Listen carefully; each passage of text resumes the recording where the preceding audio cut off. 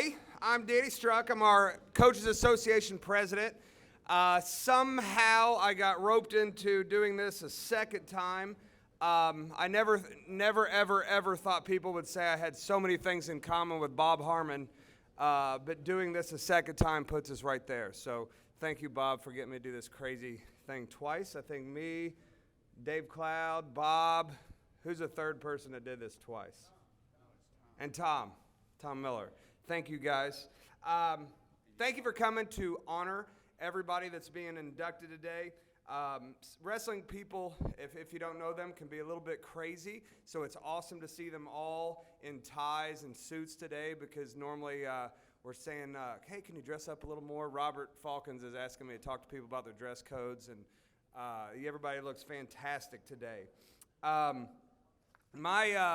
high school wrestling coach was T. Howard Jones. He's a member of the Hall of Fame, and he used to tell us his joke in high school that it was something like, I prayed and prayed and prayed to win the lottery, and my whole life, every single day, I prayed to win the lottery, and I finally died, and I went into heaven, and I went up to God, and I said, hey, God, I prayed every single day to win the lottery, and, I died a poor man. And God looks at the guy and says, well, you had to buy a ticket.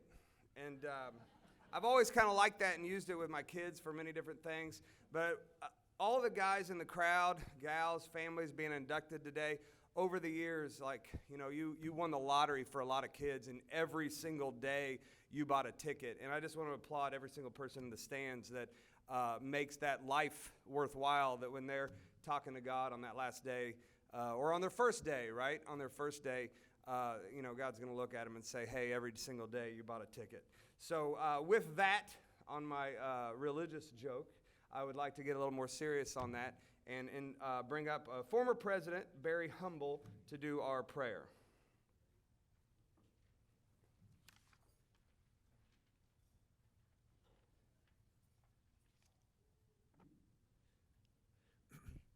Before I would offer the prayer and blessing, it's kind of been our custom to recognize our members, former members of our group who are wrestling in the big arena, or they're officiating in the big arena, and they're not with us anymore.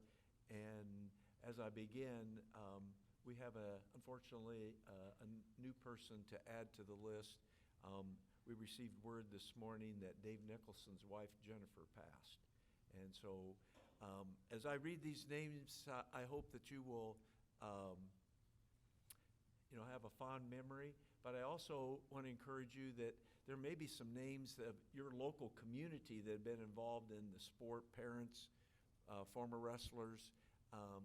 And so there'll be a time to pause and as well as to remember them. So I begin the list with the name of Mike Atwood, Steve Baelish, Dick Klipp, Carl Deek, and then a gentleman that's going to be inducted today, Michael Gallando, Ed Hammett, Don Hunter, Al Hynett, Larry Johnson, the great historian Dick Neal, Bob Reed, Wabash College wrestling coach Max Service, and Chuck Streetman.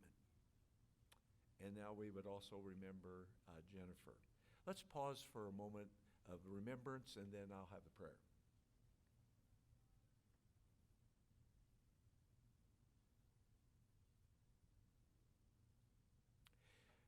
Gracious Lord, we're thankful that we can come together again. We missed being together. There's a bond that's in this group from wrestlers and coaches, referees and other officials, administrators. But in that bond, it's that love of wrestling that brings us together. And so we're thankful that we can come and share. We're grateful for the experiences that we got to share even last night and this weekend. And there were victories, and we can be thankful, and there were some tough losses. But Lord, we know that it's not about winning and losing on the mat that's important to you. It says in your scriptures that the thing that counts is expressing our faith with love. And so we are grateful that we can compete. We're grateful we can come together. We do ask for your forgiveness if we tell some stories today that might have been embellished. We enjoy this opportunity to share.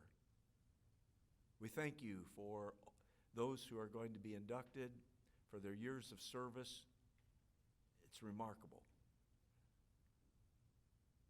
But Lord, somehow in all that we do, we hope that we bring honor to your name, and so we can be grateful.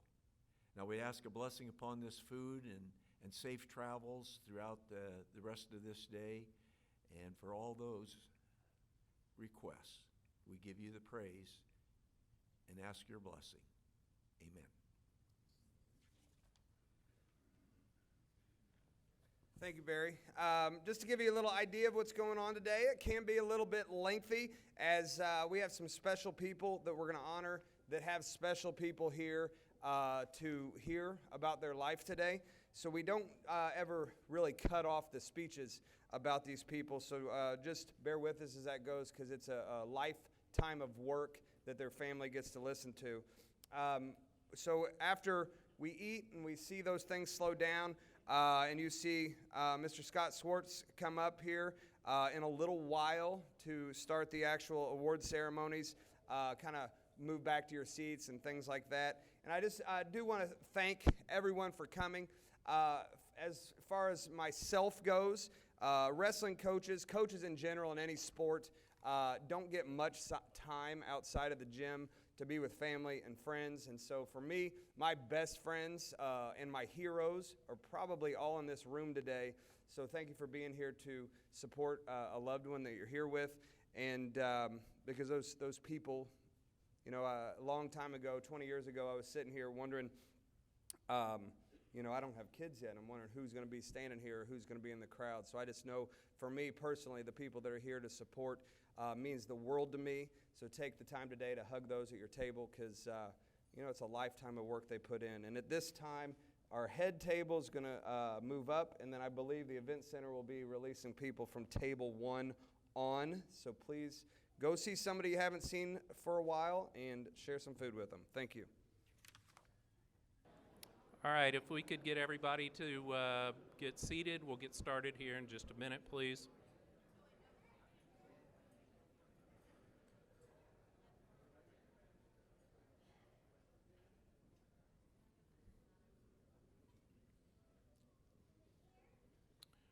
All right, I'd like to thank everybody for coming today.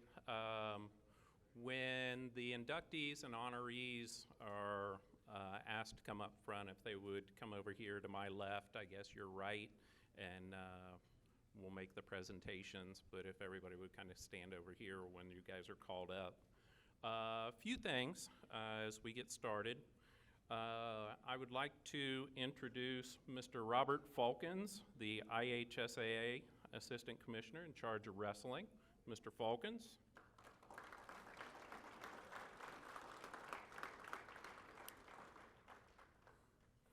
At this time, I would like the Coaches Association Hall of Fame members, if everybody would stand up. If you're a Hall of Fame member, please stand up.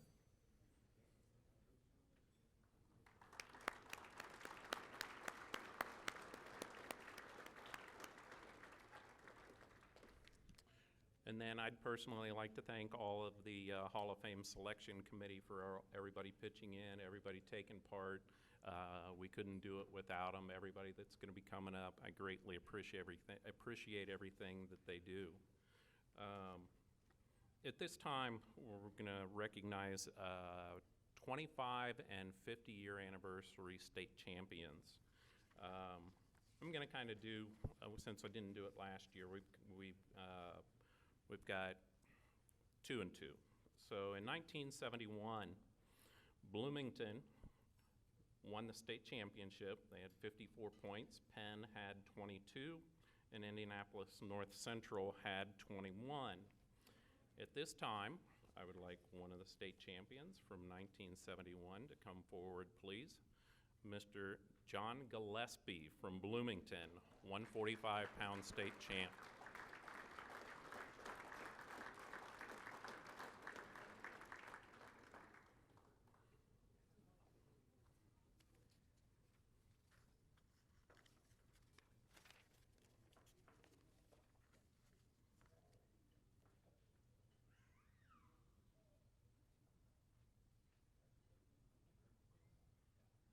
Mr. Gillespie.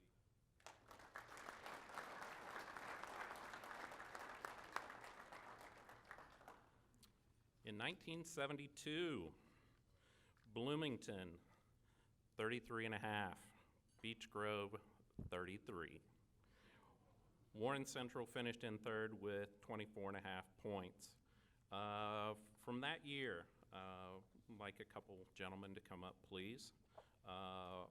Rolf Edwards, he was a 95-pound state champ in 1972.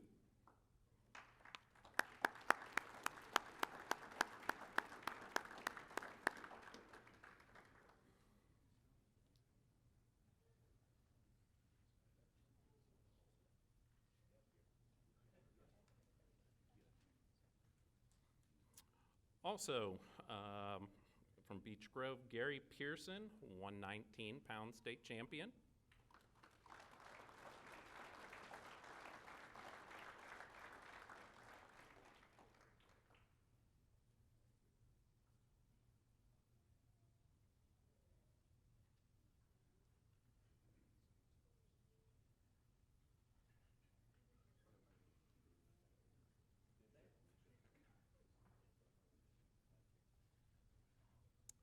And then the coach of Beech Grove that year, Mr. Paul Bain. Come on.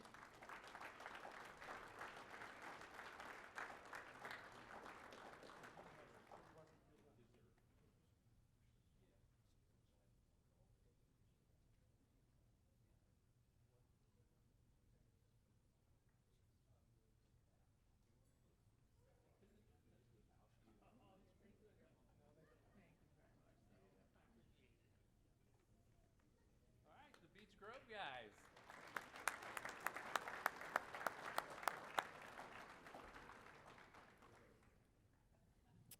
All right, I'm going to turn it over to JD for a couple things.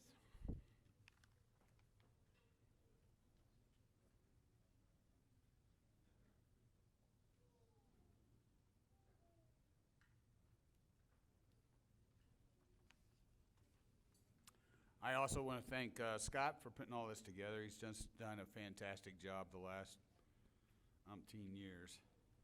It's just one more thing that I don't have to do as executive director, and that is a good feeling. Okay, all of my things are right here on one sheet of paper. If you noticed out front, there were some papers sitting there that had the junior and senior academic all-state list. Well, that list really grew this year. Our junior first team all-state, we had 150. And honorable mention, we had 162 for a total of 312 juniors. Seniors first team was 154. Honorable mention was 160 for a total of 314. Grand total of 624. Each one of those students will receive a certificate, but I just couldn't get 600 certificates printed by state meet time. So they're going to be mailed to you, coaches.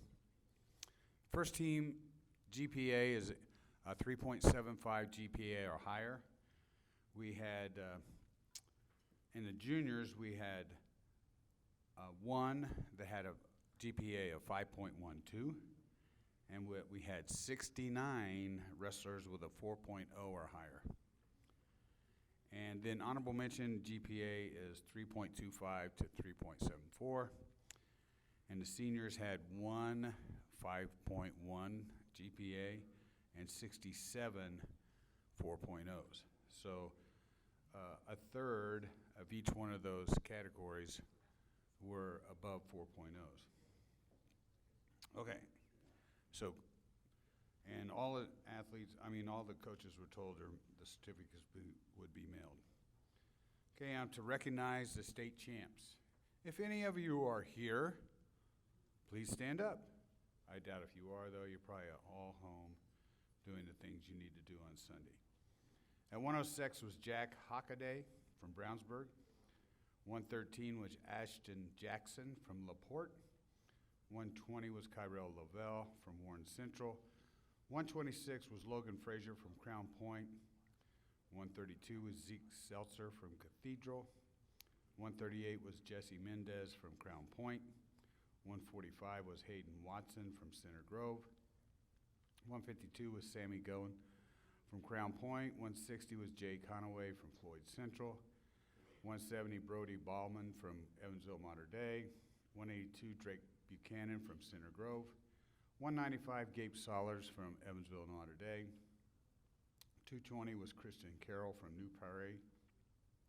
And 285 was Marshall Fishback from Rochester. Crown Point won our state championship this year with 178 points, which was a new record. Crown Point also won the Coaches Association State Invitational this year, held at Brownsburg. And this year's IHSWCA Mental Attitude Award winner was Drake Buchanan from Crown Point. Center Grove, I'm sorry. I keep saying Crown Point because they did everything. Okay, milestones in coaching. And I forgot that paper. I'll bring it right back.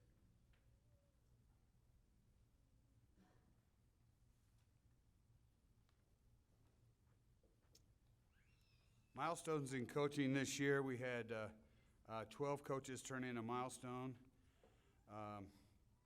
And if any of them are here, please stand. Again, your certificate will be mailed to you. Winning over 100 dual meets was Matt Cochran from Fort Wayne Schneider. Over 125 was Jeremiah Maggart from Jimtown. 150 plus was Cody Mall from North Posey, Sam Reason from East Noble, and Tony Curry from Adams Central. Sam, you didn't hear me. Oh, you did? I missed you. Okay, 175 plus was Tim Alcorn from Mount Vernon Posey. 200 plus was Billy Huey from Evansville North. 250 plus was Josh Holden from Greenfield Central. 400 plus was Scott Ferguson from Evansville Wrights. 450 plus was Tyson Skinner from Madison Consolidated.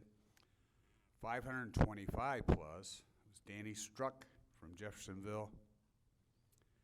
And 750 plus, Tom Miller from Lafayette Jeff.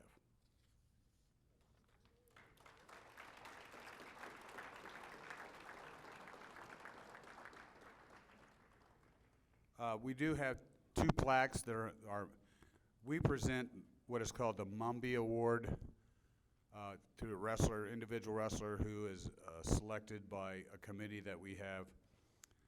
We use the officers and the top 5 teams to vote for an outstanding athlete. And in 2020, it was Silas Allred from Shenandoah. And then last year in 2021, it was Jesse Mendez from Crown Point. And I do have plaques for him. Anybody knows that, well, Crown Point guys are here, so they'll take Jesse's to him. Last thing I want to mention while I'm up here right now is we have 9 former presidents in attendance. And although I've never been president, I have served under each one of these young men, and they are younger than I am, so I can say that. If they would all stand. There's 9 of you.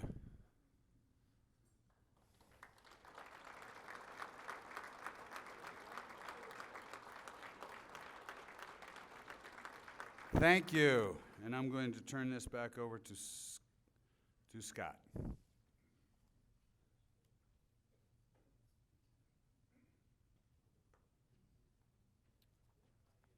right, it's my pleasure to introduce our Don Patton Coach of the Year Award winner, and then our Randy Helfrich Assistant Coach of the Year Award winners. Last year, I know we weren't here, but last year's Don Patton Coach of the Year Award winner was Greg Schaefer from Mater Dei.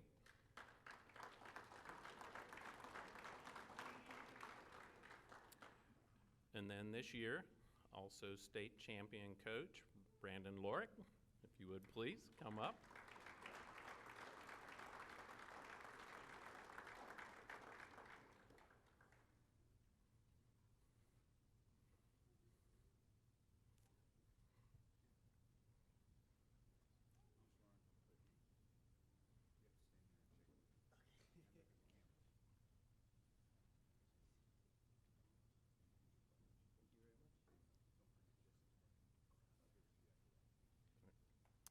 Congratulations.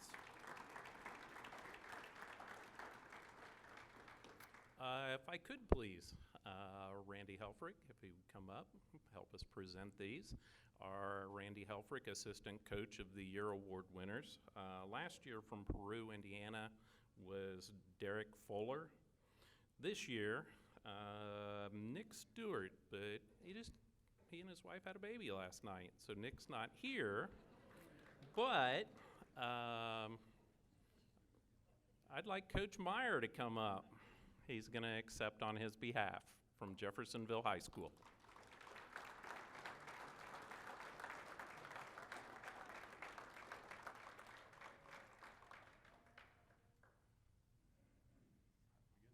Thank you. Thanks.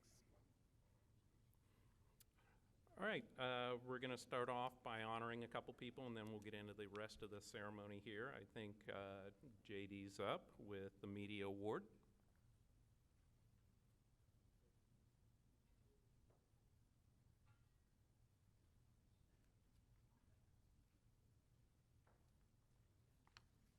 Seems like Scott and I are just going to go back and forth, but it's not really. I'm about done.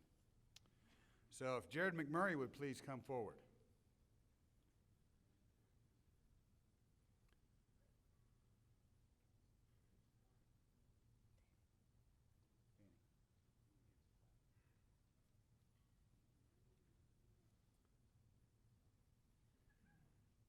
Jared Mcmurray is a North Montgomery graduate.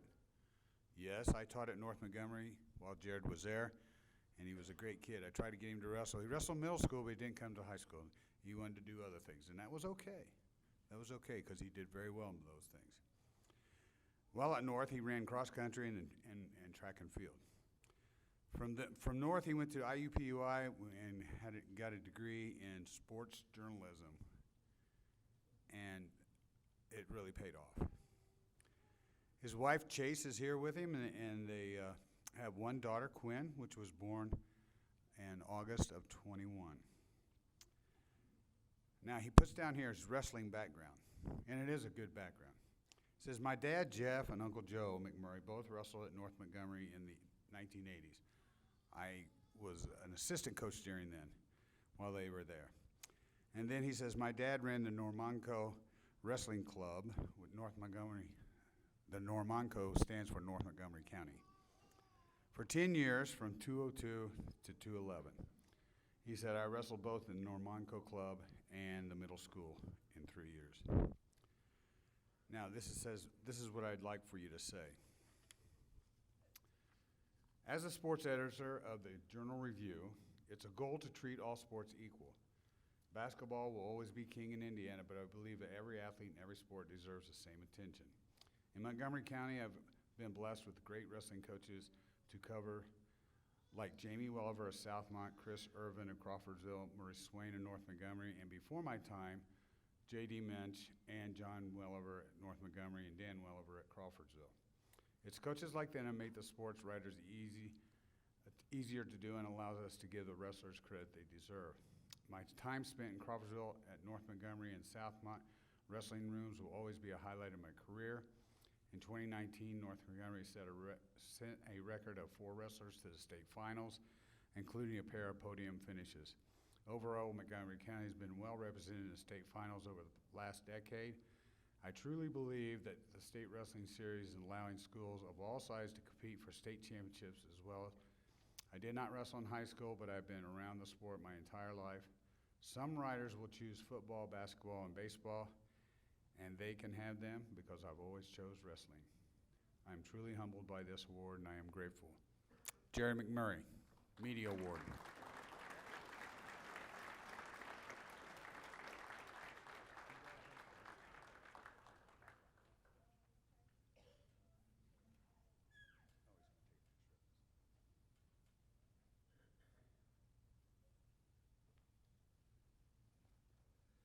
So on your program, it says I'm going to induct Mr. Snap, but we're going to have celebrity coach Derek Schneider come up and do that since he coaches for him. So if both those guys could come up, I was going to induct you. I don't know if you know this. You were the first hire I ever got in 1999. I was your middle school coach, and I was terrified to come talk to you. So I'm not going to do the speech today again either. So thank you, Derek. So apologize, my voice is struggling a little bit from yesterday, mostly Crown Point's fault. Heck of a tournament by them, but met with Mr. Falcons before we started, and I know a lot of people were upset that it wasn't more competitive, so I've got permission, reached out to Cale Sanderson. He's gonna, and we're in discussions, anywhere from 5 to 7 Penn State wrestlers are gonna be joining Brownsburg next year, because I know everyone wants it to be a more competitive meet.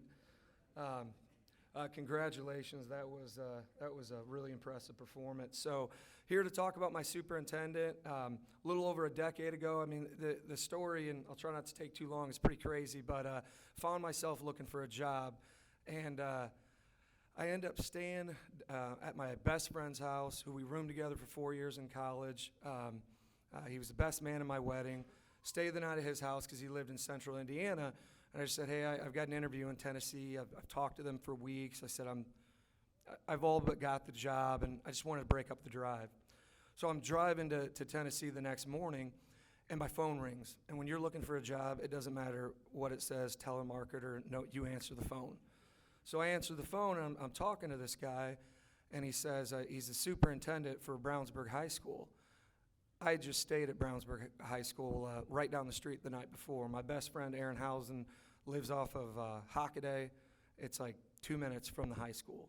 I had been there 5 years in a row for a fantasy football draft, and I said, you gotta be kidding me, I stayed in Brownsburg last night.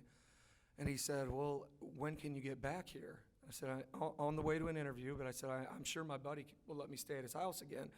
So I go to this interview, it goes really well, I really liked it there. And was basically told I'd be getting an offer pretty soon. So I'm driving home, and I'm talking to my wife, and I had kind of told her that this guy from Brownsburg had called, and I said, hey, hon, find a house by Tennessee. I said, I don't see a scenario where I don't take it. Really like it here. You know, we're gonna build a life here. And she said, are you gonna call that guy from Brownsburg back? And I said, yeah, you know, it'd be nice to hang out with Aaron again. I'll probably meet with him tomorrow. So I go back, and I'm talking to my friend, and we had talked about Brownsburg wrestling because his daughter was a manager, and he said, they're really bad, Derek. And I was like, oh yeah, like it's bad. And he said, would you take that job? And I said, it's a total rebuild. I said, I don't know, I'm gonna go in with an open mind. And I went from telling my wife to find a house, and we were ready to move 8 hours away, within 30 minutes. And when I met with Dr. Snap, I called him Dr. Snap, and he said, my name's Jim, and your name's Derek, and we're gonna talk. And he said, you know, don't wear a tie, we're just gonna sit down and talk. And in 30 minutes, it won me over, and I still don't know how. I really don't. And I'm walking to my car, and I said, I'm gonna get this job. And I had no job offer, it was just a talk. I said, this is the job I want. And she said, you gotta be kidding me, I got like 5 houses I like in Tennessee. And I said, delete them all, find a house in Brownsburg. And it was one of the greatest decisions I ever made. When you talk about Brownsburg's kind of rise to power, I've got a great coaching staff. The academy training here is huge, Red Cobra contenders. Our wrestlers are obviously really dedicated. I've got incredibly supportive parents. But what no one talks about is Jim Snap and what he's done for our program. Simple things. When I first got here, I asked the guys on our team, and mind you, we're 30 minutes from the state finals. I said, how many of you have ever watched the state finals? I had like 2 kids on my high school team. So I went to the AD at the time and said, hey, I need a fan bus. We qualified, I think, 1 guy. He needs some people there cheering for him, and my guys have to see what they're missing. And he said, no, we're not going to do that. And I said, no, I'm trying to tell you, like, it's necessary for no, we're not going to do that. So I walked out and called Jim Snap. And he said, no problem, you'll have a bus. I remember the AD was like, I don't know how you did things at Mishawaka, but we have a pecking order. And I said, I followed the pecking order. You told me no, so I called Jim. And ever since then, we load up a bus. Our middle school and our high school guys get to come and experience it. And simple things like that make a huge difference. I have 3 coaches in my building at Brownsburg. I'd never had a coach in the building before. Both of my middle school coaches in the building. And again, that's a reflection of Jim. We travel out of state 3 different times. We do 2 overnights. Prior to getting there, there was not a single out-of-state trip or any overnight for any athletic program. And I told Jim, if we're going to compete at a national level, I got to get out of Indianapolis. And he approved it, and it's worked out. We've got a beautiful new room, and people all the time say, man, how'd you make that happen? I was literally sitting in my classroom, my phone rang, and I answered it, and Jim said, hey, can you come down to the office? I said, well, you're the superintendent, so yeah, I guess I can. So I went down to the office, and there's like 2 architects there, and he hands me, he goes, what do you think of this? I'm like, you got to be kidding me. He goes, well, we got the space. I had nothing to do with it. It was literally just, does this look fine? I was like, yeah, awesome. And then the next thing you know, we have the building that we do now. Not just that support, he doesn't miss anything. Evansville semi-state, 3 hours away, he's there. When we go to dual state and it's in Fort Wayne, you know, a lot of times I'll tell him, hey, we got to buy, or, you know, it's not going to be real competitive to the semifinals, and he says, I'll be there when weigh-ins start. Comes to everything. All of my wrestlers know him. The relationship that we have, and I don't know your superintendents, but when the draws came out for semi-state, I got a text from him saying, okay, I'm looking at the brackets. Tell me what I need to be stressed about all week. During the release show for the individual state finals, I said we need the draws to go 99% our way. Sorry, Crown Point, I was rooting against you. And then maybe we have a chance. And throughout the entire show, we're texting back and forth about the draws, and he knows good draw, bad draw. Right away, he's like, really wish Gavin would have been opposite of Mendez. So I'll end with, again, 9th in the conference till 12th in the country, runners-up yesterday in the state, and the number 1 reason for that is the support of Jim Snap, and I'm very thankful he took a chance on me a decade ago. Thank you.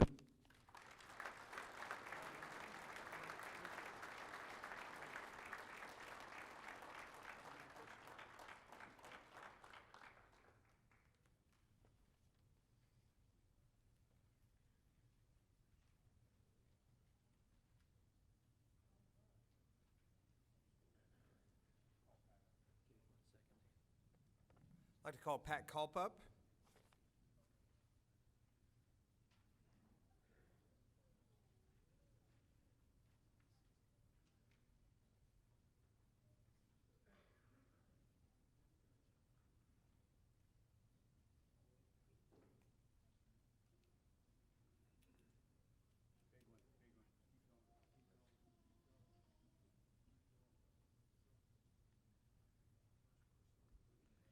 I'm here on behalf of the IHSWCA, the Indiana State Wrestling Association. Every year we give out the John Hurley Award. Normally it's for a person that does an outstanding job over many years for the IHSWCA. Last year we gave it out to the Millers. We did that at one of our state finals. It's a family that has always been there for us. They go above and beyond. And we gave it to a husband and wife and their daughter. They've helped out for many, many years. This year, we're going to give that award, the John Hurley Award, to Cheryl Merchant. Most people know Cheryl. You see her at all the IHSWCA state finals. She is always in the awards area, printing out the brackets, handing out the awards. She does a great job. I want to talk a little bit about Cheryl and how I met Cheryl. Most of you have been around when we used to do pairings manually, Actually, I think some of the wrestlers even did a better job of pairing than sometimes in the pairings room, especially when we were doing the vertical pairings. I met Cheryl back in like 1994. We were doing a lot of pairings rooms at that time. Back then is when we, like I said, we did it all manual. We would do the state finals. Mainly back then, it was during the freestyle state finals, and we were pairing the brackets and writing them up. We'd be there until 3, 4 o'clock in the morning, then have to be back there at 6 o'clock. So it was long days. We had a lot of stories that we could tell you about. A lot of friendships were made. Even to this day, we still talk about, you know, when we were at Arsenal Tech and the state fairgrounds, and just so much fun. It was so much fun, and that's how friendships were built. And truth be told, I kind of miss those days, because now we're all on track wrestling, and you know, you sit down and you do your pairings there, and you don't build those friendships like we had in the past. Cheryl started out, when she started out, she was a parent, just like, you know, the rest of us. You know, I look over and I see Matt, and you can tell those are your kids. Yeah, definitely look like you. You know, we've all kind of grown up together. So Cheryl kind of got sucked into the sport, like all of us. How can you not like wrestling? I mean, and you make, like I said earlier, so many friends doing that. But not only does Cheryl care about kids, which is why she keeps on doing this, Cheryl has been involved in Boy Scouts for many, many years, so she continues to always put the kids first, whether it's wrestlers, whether it's the Boy Scouts. So, I mean, this is just perfect for her. It's all about them. 6 years ago, you know, we started the girls wrestling. Cheryl was the first one to volunteer to help us. So she goes and she helps run our North Regionals. She's always there, and it used to be really late at night, and you know, now we've trying to trim some of that time down. She always, like I said, is the first one to volunteer. She did do a December article, and in there she states, and I just thought, oh, this is so her. I mean, and it just came true from her heart. You get some really good feelings when you help young men and women become the best that they can be. I mean, that is just Cheryl. She would give you the shirt off of her back to help you. So I know Wawasee Wrestling is very grateful also to Cheryl and everything that she does for them. So I do want to give Frank Baumgardner, the head wrestling coach at Wawasee, an opportunity to say a few words too. So as I had an opportunity to come to Wawasee, I knew one of the very first things that I needed to do was to get in touch with those that have been around the program for quite some time. And the very first person that came to mind was Cheryl Merchant. I may not be the oldest individual in the room here, been around the sport the longest, but I know that even when I started wrestling at 4 years old in the IHSWCA, I knew of Cheryl Merchant. I knew that Cheryl Merchant was one of those individuals who would provide an opportunity to any young person, no matter if it's wrestling, no matter if it's Boy Scouts, no matter if it's just walking down the side of the road. I knew Cheryl Merchant, even at 4 years old, was that type of an individual.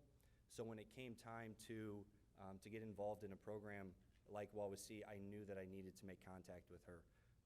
So as Pat asked me to introduce Cheryl and to say a couple words about her, I just started thinking back, what were the impactful moments that I have had in my relationship with Cheryl, and it was extremely heartwarming to see such a humble person like Cheryl at regionals this year come. She grabbed me, and she just had this gleam about her, and just had this look in her eye that you just don't always see from someone who's focused on everyone else. And she's like, hey, I really want to tell you something. Is Jamie here, Jamie Salazar, and I really want to tell you guys something. And she told us that she was going to win this award, and you could just see the pure joy in her eyes at that moment. But it was a humbleness, and she said to us multiple times, I don't deserve this award. And that's the mark of a humble individual, but more than that, it's a mark of a true servant leader They're always looking to serve someone else, but do it in a leadership format to provide opportunities, for our young people. So it's been a true honor for me to get to know Cheryl. It's been a true honor to have an opportunity presented to me, that was made possible by her. So, Cheryl, we just thank you. We love you. Thank you for everything you've done, not only for Wawasee Wrestling, not only for wrestling in general, but for everyone that you come in contact with. We thank you. All right, so Cheryl Merchant.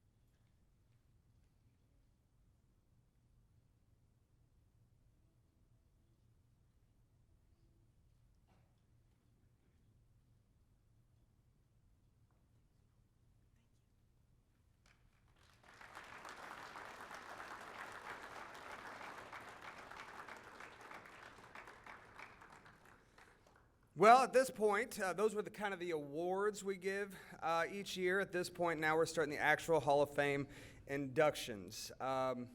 When you come up to be inducted, you'll have your speaker that's inducting you here behind the podium.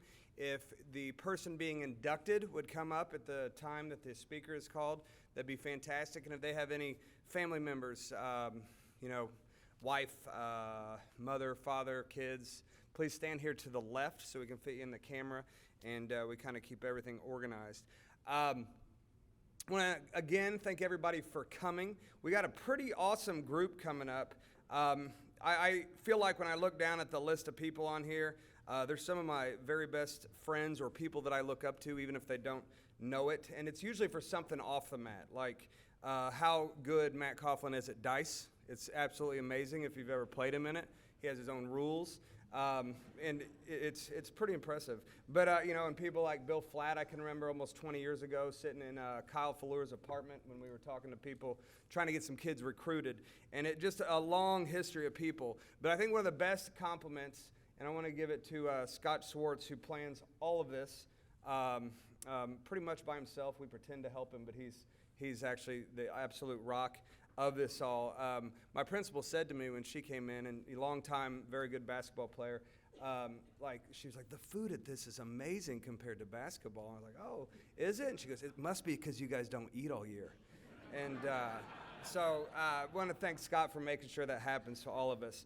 At this time, we're going to go with our first induction, and I'm going to ask Barry Humble to come up first for an induction, followed by Dave Cloud on the next two.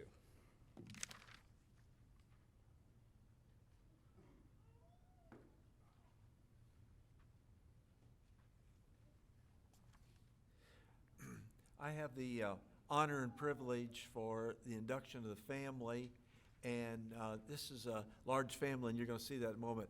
Lynn and Rhonda, would you bring the boys, their wives, and all your rest of your entourage and kind of come up here, please?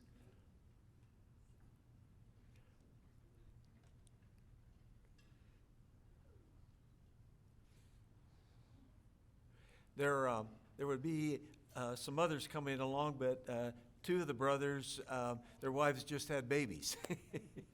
And so they're not going to be with us.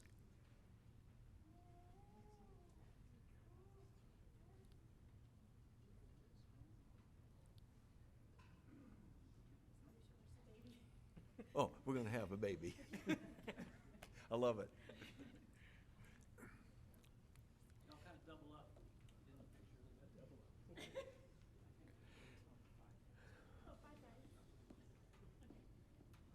I'm going to start with the brothers' accomplishment.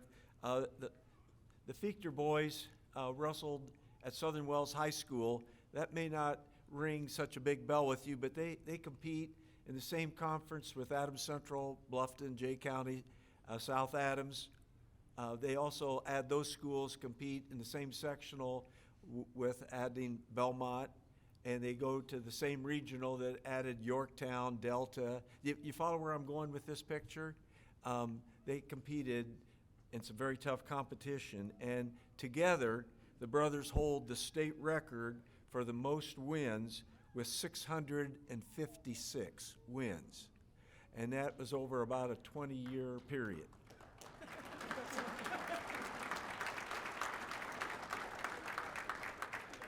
I'll start and work my way down. Vince is the oldest, and Vince was 118 and 18 beginning in 2000 through 2004, a sectional regional champ, semi-state, third, and he placed fourth in the state. Troy edged him out a little bit. Troy had 121 wins with 28 losses from 05 to 09. He was two-time sectional champ, two-time semi-state qualifier. Then Darren had to outdo his brothers, and so he ended up with 134 wins with 28 setbacks, three-time sectional champion, three-time semi-state qualifier, fourth at the semi-state, obviously we went to the state. Then Benjamin came along and wrestled in 09 to 13, and he edged him out again with 135 wins with 20 setbacks, four-time sectional champ, two-time fourth at semi-state and two-time state qualifier. Then William wrestled from 16 through 20 and graduated. He was 148 wins with 26 setbacks, four-time sectional champ, two-time state qualifier. He placed in the state. William holds a record for Southern Wells for the most career wins, for the most career takedowns with 305, and the most season takedowns, 92. Now, if you follow this picture, the last one coming along usually takes a whipping from the brothers, you know, but he ends up being kind of the tough guy. Now, I also wanted to let you know this, that there's some genetics going on here, because I coached their dad, Lynn, at Adams Central, and in 3 years of varsity wrestling, Lynn put together quite a record and also was the state runner-up back when we still wrestled at Market Square Arena. And so this family has been a deal. Now, there's also two girls to this crew. And the girls kind of worked as managers. They wiped the mat. They even sang the national anthem.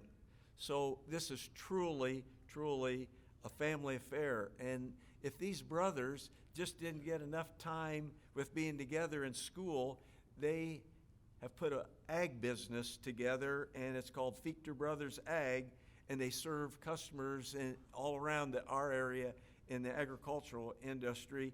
So that kind of tells you a little bit about how they feel about spending time with each other. Troy graduated from Purdue with an engineering degree. Darren graduated from Ivy Tech. Benjamin graduated from Purdue Fort Wayne, and it's just a terrific family. Lynn now happens to be the lead pastor of the Apostolic Christian Church located in Veracruz. So they come from quite the background. I want to say a few things because the families put together some things that, to me, this is why we want to wrestle to do well. Nobody goes out there to lose, but there's something else that needs to be going on there, or wrestling is really worthless. And here's what it says, that a most heartfelt thanks also goes to Coach Ryan Landis. Ryan was the coach of all of these young men at Southern Wells, also an Adams Central graduate. And they have a terrific admiration for what Ryan has done for all of these young men. His influence and example has been inspiring and modeled care, commitment, and high moral standards throughout. Win or lose, each wrestler on the team felt valued, encouraged towards growth in all areas of life. We've been blessed to be associated with a couple of great coaches, Ryan Landis and Barry Humble. The combined family record of 656 wins is exciting, yet it is humbling, as we remember how many good wrestlers that they encountered over the years. Yet even more memorable may be the combined losses that happened over 100 times. Losing, well, it isn't a natural quality that many of us possess, yet it provides a powerful growth opportunity if handled correctly. The multiple events, tournament titles, trips to Bankers Fieldhouse have provided a storehouse of good memories, both individually and as a family, for which we are thankful. The sport of wrestling pushes a person physically, mentally, and emotionally like few other experiences. While our sons had goals each year that they hope to accomplish, we are encouraged and looking beyond the wins and titles with this thought in mind. It's not what you get in the end, but who you become in the journey that really counts. This mindset fostered questions like, what type of man do you hope to become? Will the disciplines of wrestling be utilized in the future to help others or promote self? Can kindness and friendships be fostered with competing wrestlers and among competing schools? Can I win with humility and lose with dignity? We are thankful for this recognition and yet pray if we are remembered or have any ongoing influence into the future, it would be for the promotion of family ideals or Christian values that can make a huge difference now and in eternity. And finally, they would like to say a quote from a fellow wrestler, coach, husband, and devoted dad, whom they highly respect. Be strong when you are weak, brave when you're scared, and humble when you're victorious, Coach Ryan Landis. Wishing each of you God's presence and his peace. The Lynn Fichter family, who I now would like to induct into the Indiana High School Wrestling Coaches Hall of Fame.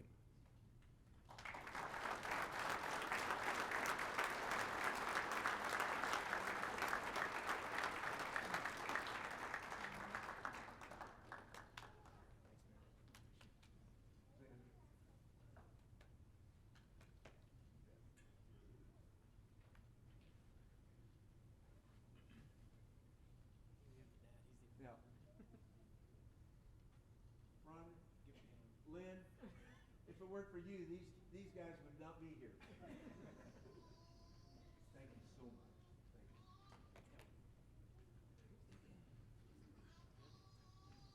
That's good. I apologize for having to back out of here.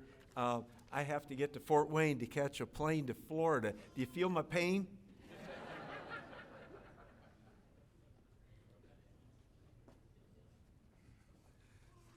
Good afternoon. I'm Dave Cloud. I'm the head coach of Pendleton Heights High School. I'm here to induct two new members into the Hall of Fame, one of whom can't be here today, but I want to mention him really quickly. Keith Mumma, unfortunately, isn't with us. He has the good sense to be in Florida at this time. He was an official. He's been inducted as a contributor. Those of you who knew Keith, he had a commanding presence on the mat. He engendered respect. He cared about the sport very much. He wanted to make sure that I told his friends, Doc Helm, Brad Williamson, and all his officiating buddies how much he appreciated what you did for him to help him get started as an official. He is grateful and humbled to be inducted into the Indiana High School Wrestling Coaches Association Hall of Fame. Mr. Keith Mumma.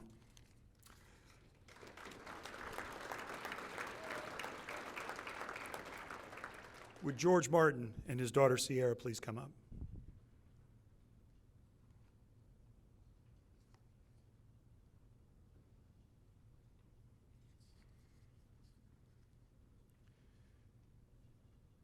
Coach George, anybody you know him, Jiggy Martin, was the wrestling coach at South Dearborn High School for 32 years. During that time, he compiled a dual meet record of 359 and 149 for a 70.7% winning percentage. They won 11 EIAC championships. They were runner-up or first 25 of his 32 seasons at SD. He won 9 sectional team championships and 13 times a runner-up in the championship. They won 6 team regional championships and also 2 times a runner-up, and had a Triple Crown season 3 different times where they won the conference, the sectional, and the regional. He coached 86 individual EIAC champions, had 81 sectional champions, 33 regional champions, 3 semi-state champions, 110 semi-state qualifiers. 18 of his wrestlers advanced to the state finals. 5 of them earned top 5 or top 8 podium finishes. Okay? In addition to his coaching, George was also a 3-season coach for 25 of his 32 years there. Other sports and academic club activities over the years included football, cross country, girls soccer, girls track, elementary girls basketball, a patient man, science academic team, and science club. Anybody who knows George knows that he is an incredibly intelligent man. From the people who nominated him, we wish Coach Gardner the very best and thank him for over 3 decades of service as a teacher of athletics and academics at South Dearborn High School. His nominator, Bryce Kendrick, also said, "I echo the sentiments of so many in congratulating him on an outstanding career and saying he will be greatly missed." George came to South Dearborn High School after his service in the United States Navy. He came back for a trip home where he had wrestled for the great Glenn Crocker, over there, one of our Hall of Fame members as an official, and got a call while he was back, and everything kind of changed from then on. Ended up being a coach, ended up taking over the head coaching program, a head coaching job at South Dearborn High School. I think the greatest compliment you can pay to someone is, did they leave it better than they found it? And there's no question that Jiggy left wrestling in Southeast Indiana better than he found it.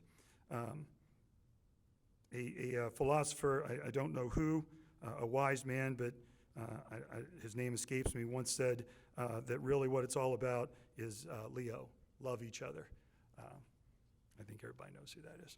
All right, I think he put it best in his own words. "I tried best to make sure that every kid felt like a vital part of the team. That sounds like something someone would say just to sound good, but we couldn't have won all these tournaments and had the success if we concentrated only on the best athletes. We got the most out of our program by getting the most out of those mediocre to average athletes like I was." As I said, he left wrestling better in Southeast Indiana than he found it. I can think of no greater thing to say than, ladies and gentlemen, it is my high privilege and great honor to present for induction into the Indiana High School Wrestling Coaches Association Hall of Fame, Mr. George Jiggy Martin of South Dearborn High School.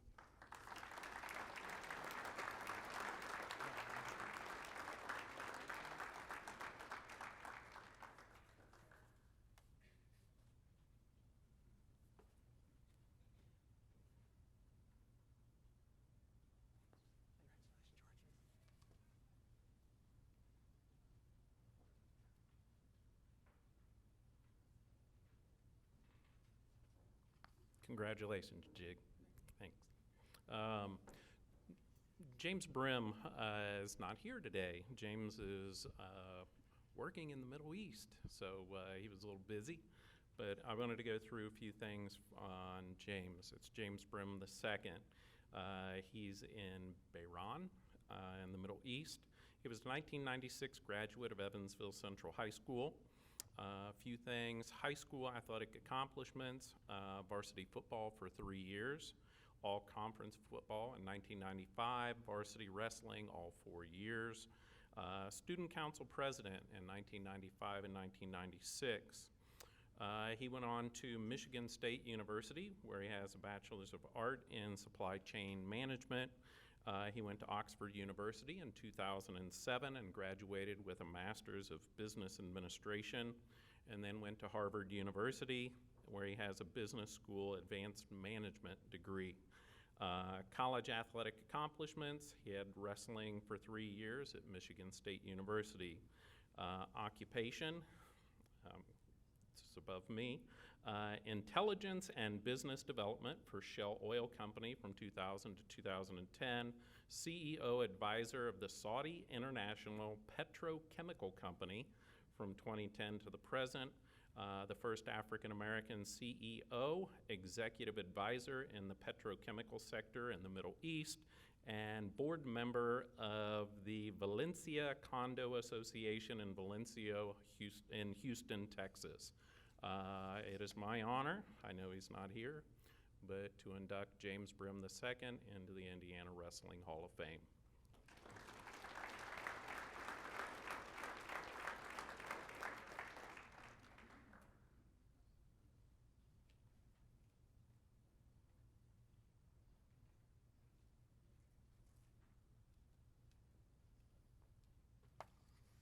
At this time, I'd like Matt Coffin to please come forward. Matt's bringing his lovely daughters with him. Fantastic.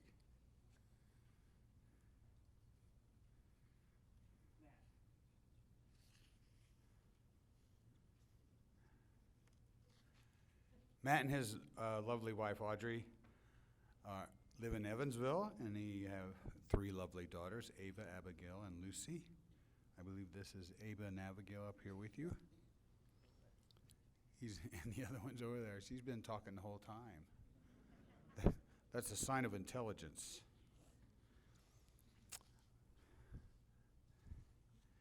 Matt graduated from Mater Dei High School, Evansville Mater Dei High School in 2002.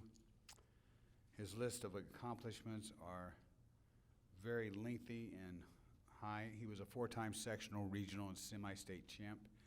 He was a 2-time state runner-up and a 2-time state champion. He was National High School Coaches Association Senior National Champ. He was Junior Freestyle National Champ, part of Team USA Dream Team member. He was ranked number 1 in the 152 in the nation in 2005, and his high school career record was 178-4. After high school, Matt went on to Indiana University, graduating in 2010 with a general studies degree. While there, in 2007, he was an NCAA All-American, placing 7th. And in 2006, he was a FINLA Junior Freestyle National Champ. And also in 2006, he was a FILA Junior World Team member.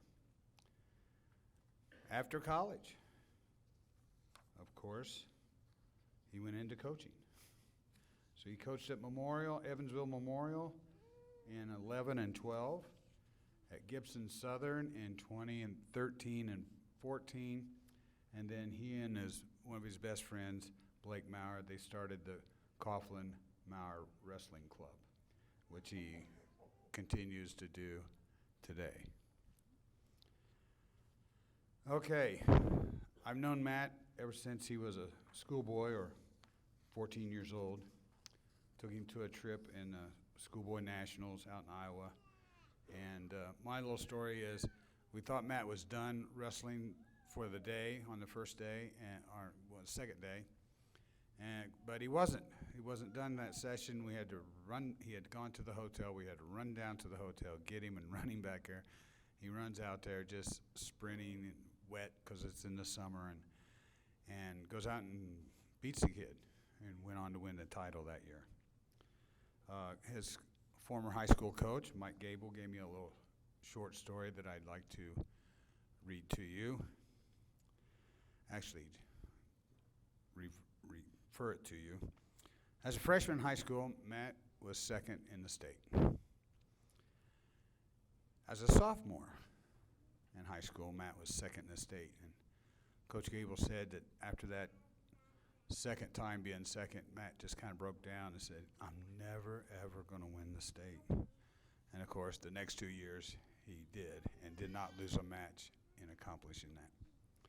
So this is the kind of wrestlers we have here in Indiana. He's given back. He's got kids wrestling for him who are starting to come around, and I still think with Mater Dei had, 2 champs yesterday? And I'm sure he had a hand in that in some shape, way, or form. So it's my pleasure to induct into the High School Coaches Association Hall of Fame, Matt Coughlin.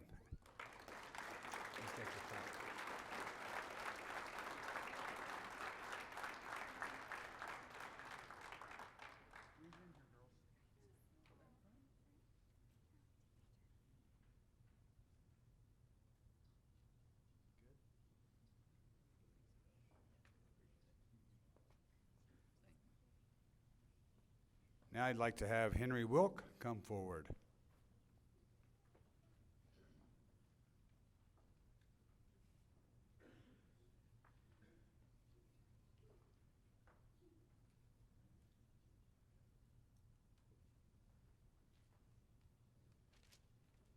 Thank you, JD.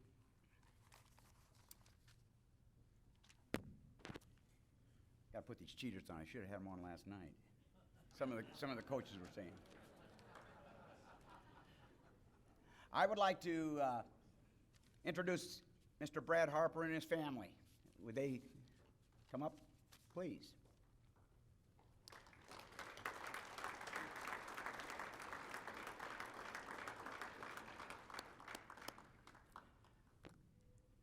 Brad is accompanied by his lovely wife, Chrissy, who is approaching sainthood as a wrestling coach's wife. His daughter, Mackenzie, his son, Duel, and his lovely mother, Mrs. Judy Harper. Brad Harper, 1999, graduate, Mishawaka High School. 4 years of football, played for Jim Aldrich. 2 years of track with Coach Steve Jones, maybe longer. And of course, he wrestled 4 years varsity under legendary Hall of Fame coach Al Smith. In football, Brad was team captain and MVP for his senior year. He also won the Defensive Team Helmet Award. And he also set the single-season carry record with 44 carries in a game. Wow. You knew that. He was also all Northern Indiana Conference football selection and also an all-state football selection. In wrestling, Brad compiled a 161-6 varsity record, winning 4 Mishawaka sectionals, 4 LaPorte regionals, 4 Maryville semi-states, and he finished 7th as a 145-pound freshman, 7th as a sophomore at 145. His junior year, he was the 152-pound state champion. In his senior year, he was a state runner-up at 160 pounds, and I'll go over more about that later. His senior year, Brad was also a double All-American in Fargo in freestyle and Greco, and he was awarded a scholarship to wrestle at Purdue University. The summer between his junior and senior year, he took a trip to Russia, a cultural exchange trip, where he went into Moscow and St. Petersburg and had a higher level of training. That's where he was introduced with a higher level of training. He was coached by the Evansville Mater Dei coaching staff, Coach Alford and staff. After graduation from high school, Brad went to wrestle for Purdue University, where he wrestled under Jesse Reyes, Tom Erickson, and Scott Hinkle. His senior year, he was a two-time NCAA qualifier, and his senior year was third in the Big Ten, where he beat eventual NCAA runner-up from Iowa 2 times in the same Big Ten tournament. Also, he defeated the Iowa wrestler at a sellout crowd at Mishawaka High School, his home school, in 2004, when the University of Iowa came to Mishawaka High School to wrestle Purdue. Brad would like to cite some of his coaches that helped him along the way. It all started with his late father, Terry Harper, who would take Brad and older brother Chad to clinics, tournaments, and local practices in his elementary and middle school days. When Brad was in 3rd and 4th grade, he'd go up to the middle school practice with his brother. When he was in middle school, he'd go up to the high school practices, and he'd work on the Mishawaka wrestlers, who eventually won the state championship in 1991. In Brad's era, we didn't have RTCs and academies like we do now. We had open rooms. Legendary coach Al Smith would take Brad to area wrestling rooms like Jimtown, Penn, Concord, Riley, and of course Mishawaka. He was also coached by legendary and Hall of Fame coach and ex-Notre Dame coach and Indiana State coach Fran McCann, who helped Brad with his hand fighting skills and his positioning skills. Also, as did Hall of Fame coaches Lance Beeler, Brent Lee, Mike Samore, and Brian Arbogast, just to name a few. Brad also credits his brother and his teammates that helped him make him better and worked out these open rooms and making him the best that he could be. After graduation from Purdue, Brad coached 3 years at Benton Central High School from 2005 to 2007, where he and his team were recognized by USA Wrestling Magazine. Brad rallied his Benton Central team to fill sandbags to prevent the Wabash River from flooding out homes along the Wabash River. The magazine cited their hard work, unselfishness, and team spirit as above and beyond the call of duty.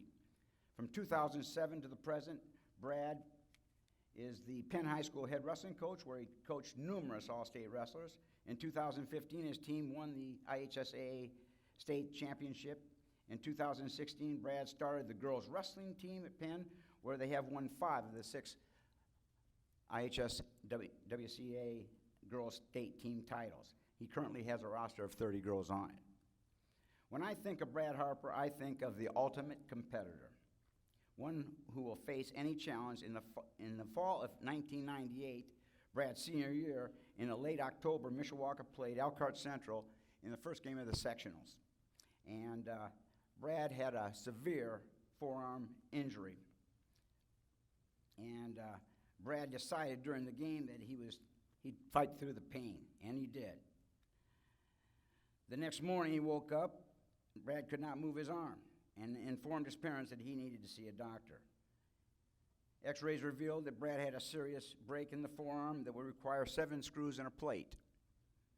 And the doctor's outlook was very bleak. They probably said he'd never wrestle again. His parents thought that we better get him a sports psychologist to help him cope with not wrestling his senior year. Brad would have none of this logic. So he started a very, very intense, grueling process of therapy, and after surgery.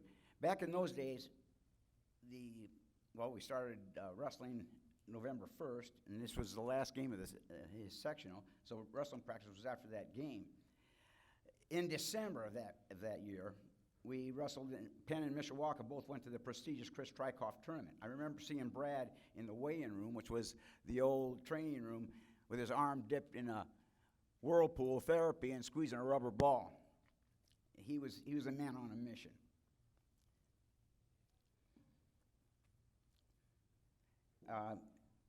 Later, 2 weeks later, we would wrestle in the Mishawaka Invitational, which currently is called the Al Smith Invitational. And Brad only weighed 155 pounds at the time, but he decided to let his good friend wrestle 152 for team depth in the tournament. So Brad wrestled 160 at the Al Smith, thinking he would go down to 152 and defend his state title afterwards. Brad lost in overtime with a coin flip to determine who wrestles in the bottom position. Brad lost the flip and the match. Obviously, Brad did not sit well with him, so he was going to avenge that loss.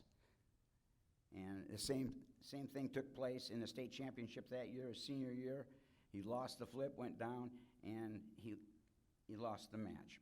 But you have to respect Brad Harper for the competitor, the ultimate competitor that he is. Brad's passion for the sport is relentless, and his energy is abounding. We often talk in wrestling terms of growing the sport of wrestling. Brad has done this at the local, the regional, the state, the national, and now at the world and Olympic levels. From his 2015 Boys State Championship team to his work with the U.S. Olympic, World and Olympic teams, he has grown the sport and made those around him better. Somehow I feel he's not done yet. I can remember Brad is also a visionary. Approximately 10 years ago in the Penn Fitness Center, I was working out. Brad came up to me and told me he was going to coach Sarah Hildebrand to the Olympic Championships 10 years ago. I don't know what else he has up his sleeve, but the sky's the limit for this young man. That's why it gives me great pleasure to introduce as a wrestler to the Indiana High School Wrestling Coaches at Hall of Fame, Mr. Brad Harper.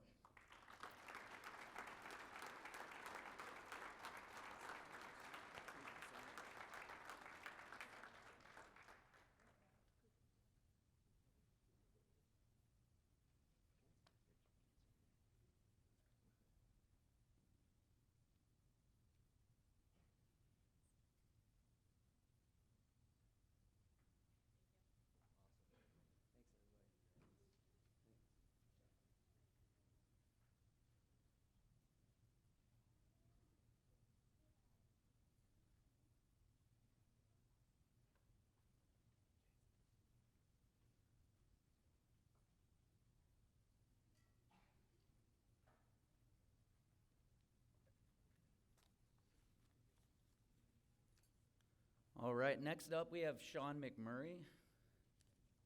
Sean's joined by Emily and his wife, and then his father, Tim, and mother, Susan.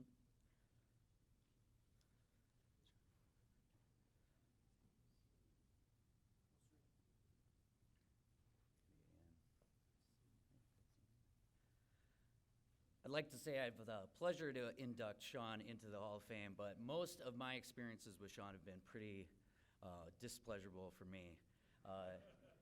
As I had a front row seat to most of his high school accomplishments, losing time after time after time from the opposing corner. As a Valpo guy originally, then a Chesterton and a Hobart guy now, this can't leave the room, really. Publicly praising a Portage wrestler here. So, hopefully we shut that camera off. It's a great honor to be here to highlight some of Sean's successes in being just one of the best wrestlers around. As I said, I had a front row seat. Sean defeated my wrestler at conference, sectionals, regionals, semi-state, and the state finals. The announcer at the arena would have said it a lot better than I did, but it was a great moment for him, and it was pretty good for me, but like I said, not quite as there. Along that way, I think I developed a pretty good, like a poor man's version of Sean's wrestling style, trying to get my wrestler to that next level, and obviously he kept getting better and better and better, and had a great career. Sean was a four-time IHSA state placer. He was a three-time state champion in 2008, 2009, and 2010. And he had a career record of 159 and 12. And I believe he avenged quite a few of those losses with his first state title, defeating a wrestler from Hobart, my school now. So I keep hearing about all those matches, even the ones I wasn't cornering.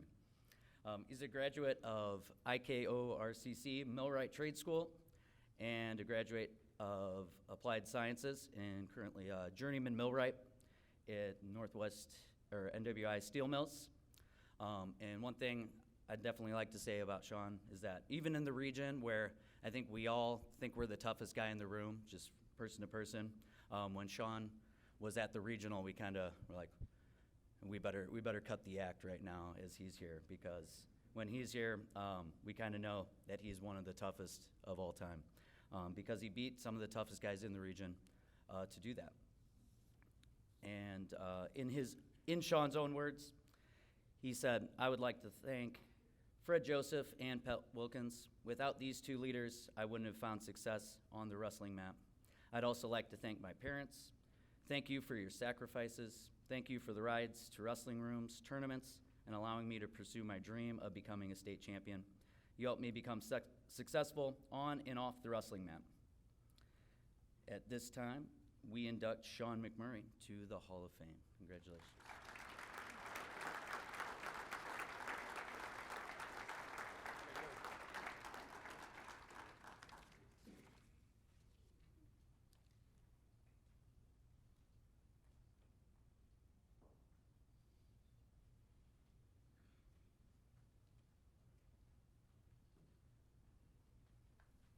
All right, if I could have Mr. Bill Flatt and his family come forward, please.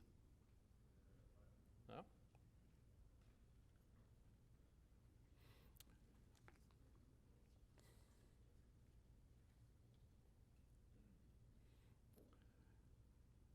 So I'm standing on the floor down at state finals this weekend, and this guy comes up, and we end up spending quite a bit of time together on Friday and Saturday, and happened to be Bill.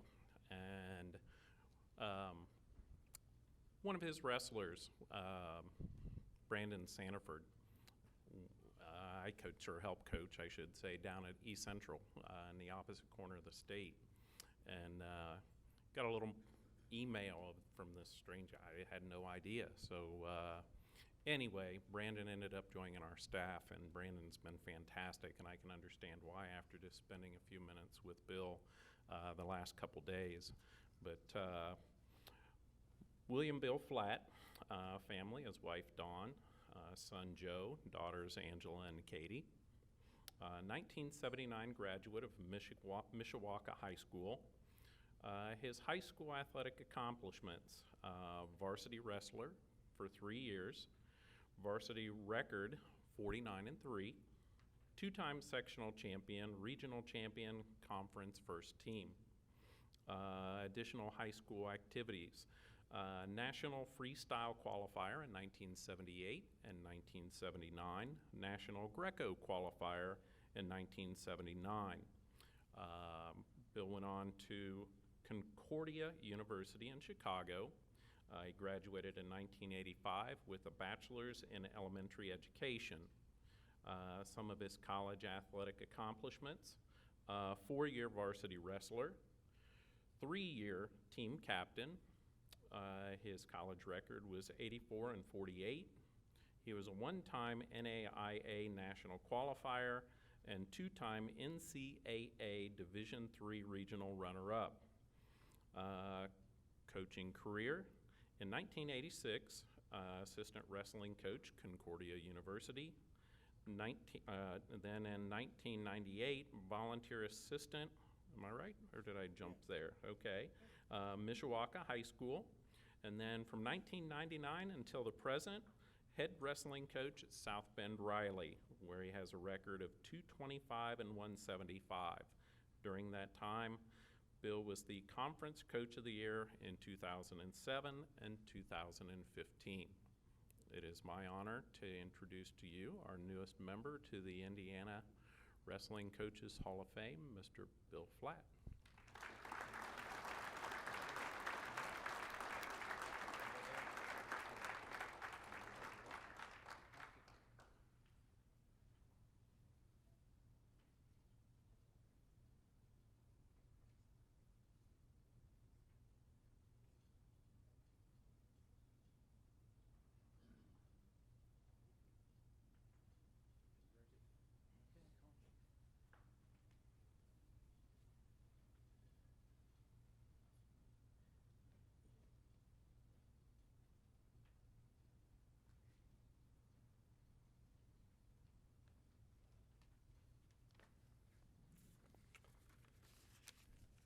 Hi, it's nice to be here. I'm Cale Hoover, past president a few years back, and also now I guess, young and retired wrestling coach, but happy to be here, and I'd like to have Chuck Fleshman, his wife Lori, and his 2 children, Charlie and Chelsea, to come up here.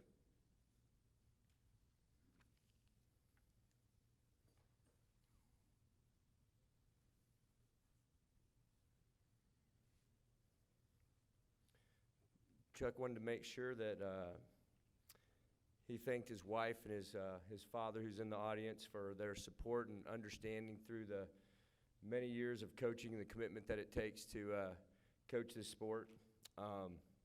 This really, like many of the inductees, this is a story about a life dedicated to wrestling. As a young man, he actually had 2 loves. It was wrestling in the winter, and then it was motocross in the spring and the summer, and he traveled throughout Indiana and Michigan racing motorcycles.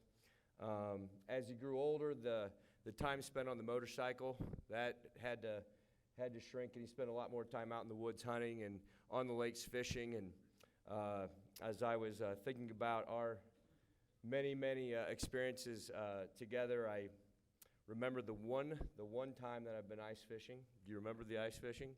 I can't remember if I was in high school or in college, and I don't remember if it was his idea or my idea. But despite growing up in small town Indiana, rural Indiana, I would not be what anybody would call an outdoorsman. But I decided that ice fishing would be a good idea, and so I don't mind getting up early. So we're out there on the lake. It is 5 a.m. I don't know. He's telling me what to do. We're doing all these things. Fish aren't biting, and I hadn't probably been out there 15 minutes, and I had managed to get both hands soaking wet. And of course I found out that that's the one thing you don't do. That's the one rule of ice fishing. And so I had my dad's brand new ice fishing gloves that he had just gotten for Christmas, and I was going to fix everything. I decided I'd put those on the lantern to dry them out. And it's amazing how fast those melt right to metal. And he spent the next 45 minutes or so making fun of me. I hate cold weather. I whined, and eventually, you know, he took me home, and that'll be the last time that I go ice fishing. But I know he loves spending time out on the lake and fishing in tournaments all summer, bass fishing with his dad. So, but Chuck began wrestling in 7th grade. In high school, he ended up winning 70 matches. He was a 2-time NECC champion and was a state qualifier at 103 pounds as a junior in 1988. His senior year, unfortunately, was cut short at the end with a knee injury, but he was the 2nd state qualifier in the history of Central Noble High School, and I think that's an important number to know, because when we get here a little bit later in his coaching career, the impact on Central Noble wrestling is really why he's standing here. He began his coaching career immediately after graduation in 1989, and he worked as an assistant coach at both the middle school and the high school. I thought our paths first crossed when I was in 7th grade. That's when he started coaching our team, and we had an instant connection. But when he feels the need to put me in my place, he does remind me that when I was a baby, that he would hold me and play with me when we were at the same babysitters. So we go all the way back to that point. But he 2 years later, I'm in high school. He inherits a team. He's 23 years old. He becomes the head wrestling coach. This is a team that throughout the 80s would typically have around 20 wrestlers, and now it's down in the single digits. He's a lay coach, and he is pretty much on his own. After 2 seasons of battling, the athletic director goes to the school board and recommends the program be dropped. And so Chuck, my family, went to battle. The decision was held off. The school board agreed to make a commitment. They went ahead and hired our first teacher to be a wrestling coach. And Chuck, who the wrestling program was more important to him than any Tyler position, went back to being an assistant coach and spent the next 7 seasons working and building a foundation with a couple of different head coaches and starting to put the pieces in place. It was also during this time that one day at work, at one moment, he had all fingers on one hand, and then a few seconds later, he had no fingers on one hand. And fortunately, doctors did a great job, and I guess it's safe to say they mostly put everything back. Mostly put everything back. He didn't miss a beat, though. He did what he does, and that was persevere and fight back and continued on. And in 2002, he became the head coach at Central Noble High School once again, a position they would hold for 16 seasons, so 18 seasons at that point. And this is where I think his growth and development as a coach really showed, and he continued to build things. 29 total years spent at Central Noble High School in every single coaching position that you can imagine. High school head coach, high school assistant coach, middle school head coach, middle school assistant coach, sometimes all 4 of those jobs by himself at the same time. Youth, you name it, he did it. 148 dual meet victories. Took the team to the Coach Association state finals 3 times, finishing as high as 4th. 29 sectional champions, 7 regional champions, 33 semi-state qualifiers, and he coached 10 state qualifiers and 3 medal winners. When his time at Central Noble ended, the school had 12 state qualifiers. He coached 10 of them and was the 11th. The only other was, I think you were probably about 7 years old when our first state qualifier happened. So Chuck's now moved on from Central Noble. He's now in his 3rd season, helping at Cherubusco High School and starting his 4th decade as a high school coach. I think that Chuck is is and probably will always be the most important figure in Central Noble's wrestling history. We've always placed a significant amount of importance on people that founded a program, and I think one of the reasons I think Chuck is so important and deserves to be here is because he saved one. So I think whether you like him, you love him, or dislike him, and there's probably someone that fits in all those categories in the room somewhere, everyone will agree that he spent his life dedicated to wrestling. He worked tirelessly for the people who he coached. He fought for them, and I know that we all appreciate that. I think that what I appreciate him now more than ever is his curiosity for the sport. At the time, I didn't know what I didn't know, and now I can understand about how far he's come and how far he's grown. And his being thrown in as a 23-year-old head coach who'd never really done it and didn't have much help to the growth and the improvement of his skills is quite impressive. He's now got a coaching tree that's here supporting him and guys around the Northeast Indiana area. I guess I'm one that got out of Northeast Indiana, but I know what we all think of him and can't thank him enough. So I think, for me personally, and then we'll let him enjoy the moment. When I first met him, he was certainly a role model. I wanted to be a state qualifier just like him and a hero, and then that evolved into a mentor and a friend. And so I'm personally indebted to the amount of time that he spent with me and driving me all over the place to tournaments and practice and later on to different things that we enjoyed together. And so I don't think if you go back 30-some years now when we first started working that either one of us would be standing here right now. I think we would have thought you were nuts. And so we're both standing here because of him. So I'd like to say congratulations and welcome to the Indiana High School Wrestling Coaches Hall of Fame. Chuck Fleshman.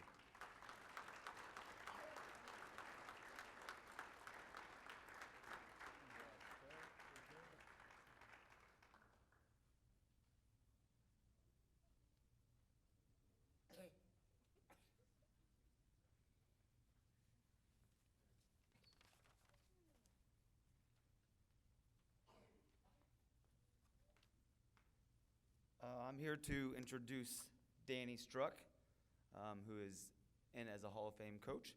He will be joined by his fiancée Mandy, his niece Veronica, and his nephews Thomas, Graham, and Kyle.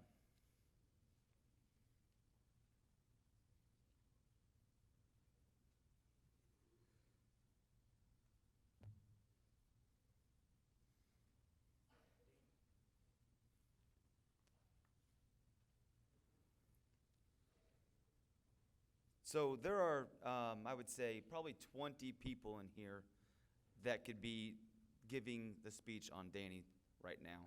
And there's probably 50 people in here that have a funny story about Danny that I'm sure they'd like to share. But when I started out making this, just kind of going through this, started looking at Danny's accomplishments, and then I quickly put that away. Because to me, I realized that his accomplishments as a coach, which really is not what defines Danny and makes him a Hall of Fame coach. His credentials are great. I mean, he's had, 20-something state placers. But just the person he is what I'll always remember about Danny. I'll always know about Danny. So I remember one weekend before I knew Danny, I was just getting into coaching. My wife and I were having a little, a date weekend in Louisville. And we went out to get dinner, and we stopped at 4th Street to get a drink, and I saw Danny there, and I didn't even know him, really. But, I mean, I just kind of knew him. And I elbowed my wife, and I had this, grin. I pointed, I'm like, that guy, he's the president of the Coaches Association. He's, a big deal. And I didn't know Danny at all. And we went up and talked, and, I talked to him, and I kind of looked like a little fanboy, just trying to, talk to him at the bar. So... but I went up and talked to him, now I talk to him every day. One of my best friends, and just our, I talk to him every day. My wife gets annoyed at me sometimes because I'll be like, hey, guess see what Danny told me. I talked to Danny today, and you guys see this text from Danny. And she's like, do you talk to anybody else? No, not really, but. So actually, and so when him and I started talking quite a bit more, I remember a good story was, he's like, hey, we need to go to Colorado. Like, go out there to the Olympic Training Center. And I was like, the date he told me that time was actually my brother-in-law was getting married. And it was that weekend, and I was like, I don't think I can get away, man. There's no way I'm going to be able to do that. And he's like, give me your wife's number. So he hadn't even met my wife, and he texted her, and he's like, hey, I need Greg to come to Colorado to the Olympic Training Center. And he's like, he can skip the wedding. He'll be fine. I didn't skip the wedding, but the next year we ended up going to Olympic Training Center and had a great time there. Coach Strzok is a blessing to Indiana wrestling. He's a blessing to the sport of wrestling. He's a blessing to his friends, family, and his wrestling family, his wrestlers. He is a blessing to a community, students, and the wrestlers that need him. Coach Strzok went to Jennings County High School, where he was coached and mentored by Coach Howard Jones. Anybody that knows Coach Jones knows he has a heart of gold. Danny often talks to me about the impact Coach Jones had on him. Coach Strzok has made it his purpose to change lives in the same way Coach Jones did for him. I see it on a daily basis. Every Sunday, he's at a youth wrestling tournament. Every weekday, he's at a junior high meet. Right now, he is going to junior high practice every day to show the future of his program how much he cares. I've seen messages from Danny. I get texts from Danny. I've been on the phone with him and heard his tears for his athletes and his former athletes. Almost weekly, I call Danny and I ask for his guidance. What do you do when this happens in your program? Sometimes he has a good answer. Sometimes it's just a funny story. Twice a year we go to the coaches' clinics. We have coaches' clinics with the Coach Association with nationally credentialed athletes and coaches. We really don't have to think twice about it because Danny just takes care of it. He just figures it out, and he gets the best people there. He's now in his second term as president of the Coach Association because he's the guy we trust. The state of Indiana is thriving in wrestling, and Danny has played a huge part in that. I could go on for a long time about this, about my friend here. I've barely talked about his Hall of Fame coaching career because he changes lives every day. 12 years later, and I am still Coach Strzok's biggest fan. Coach Strzok said he would like to thank his parents, his heroes, his staff who are his best friends, and his admin at Jeffersonville High School, and the guys that got him started at Jennings County. Congratulations, Coach Strzok, on your induction to the Hall of Fame.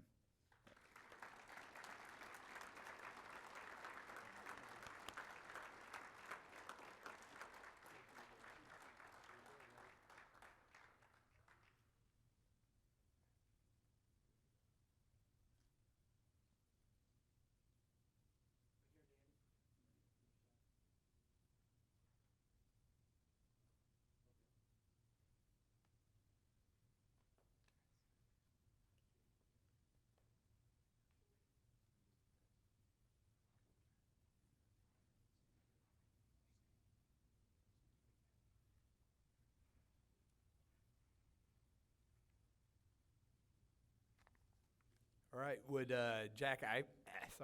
Effner and everyone with him come up, please?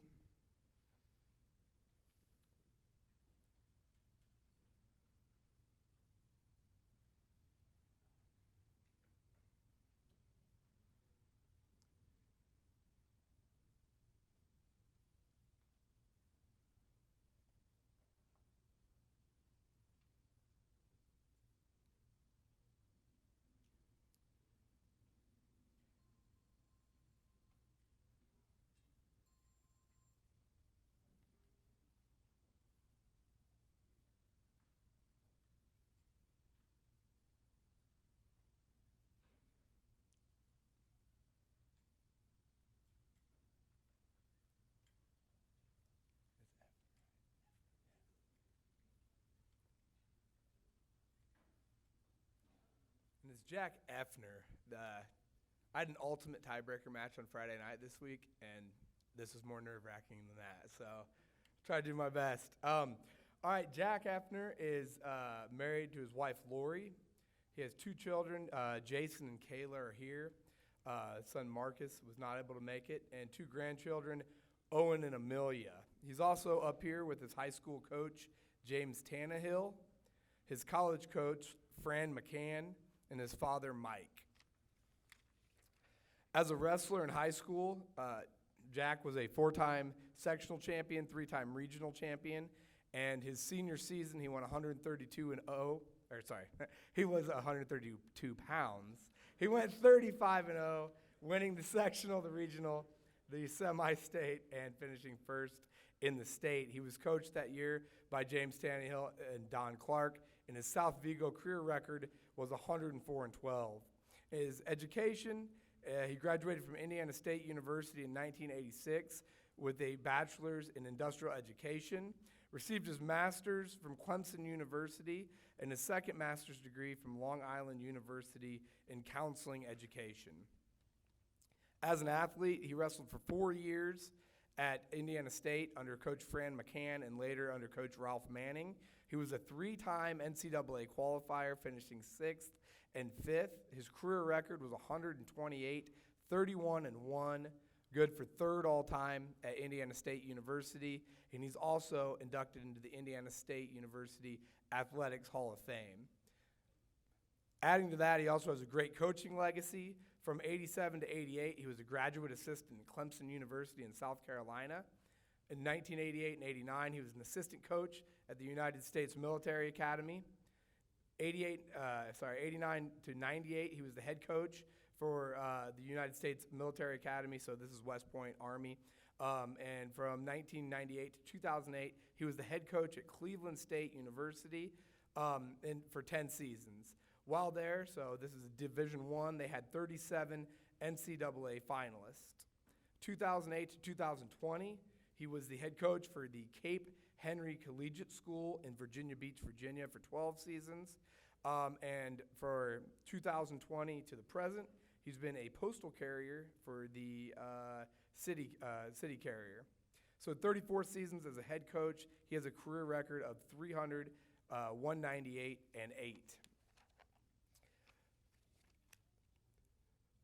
Here's a message from Jack himself. He said, "Let me say first, thank you for this great honor and blessing. The sport of wrestling has been very good to me. It has proven to be my identity and my path in life. Wrestling provided me a livelihood to support my family, develop a work ethic, and countless meaningful relationships." He's kind of listed his story in 4 parts. 1, a relationship and belief in God. I've had countless miracles in my life that would be impossible to be coincidences. 2, I've been blessed with incredible teammates and coaches. 3, family. Their smiles and the memories when you're with them are embedded in my heart and clearly send the feeling of love right through me. I have a family that I know I can count on, and for that I am truly blessed. And lastly, my father, Mike Effner, the man that is always in my corner. For those of you who do not know him, you have missed out. He is a true character and one of a kind, my biggest fan. I'm certain that without him, I would not have accomplished much. He always has and continues to be a role model and rock in my life.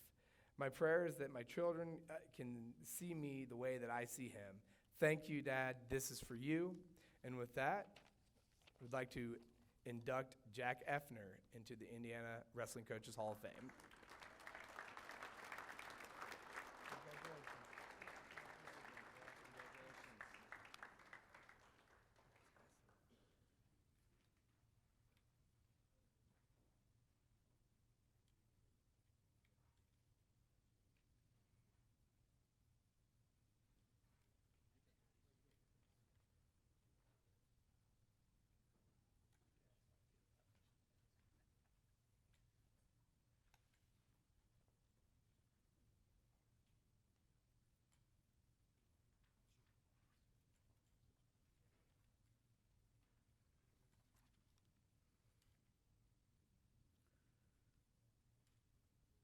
We will next induct Michael Gallando, and we'll invite his daughter Corey and son Ian up.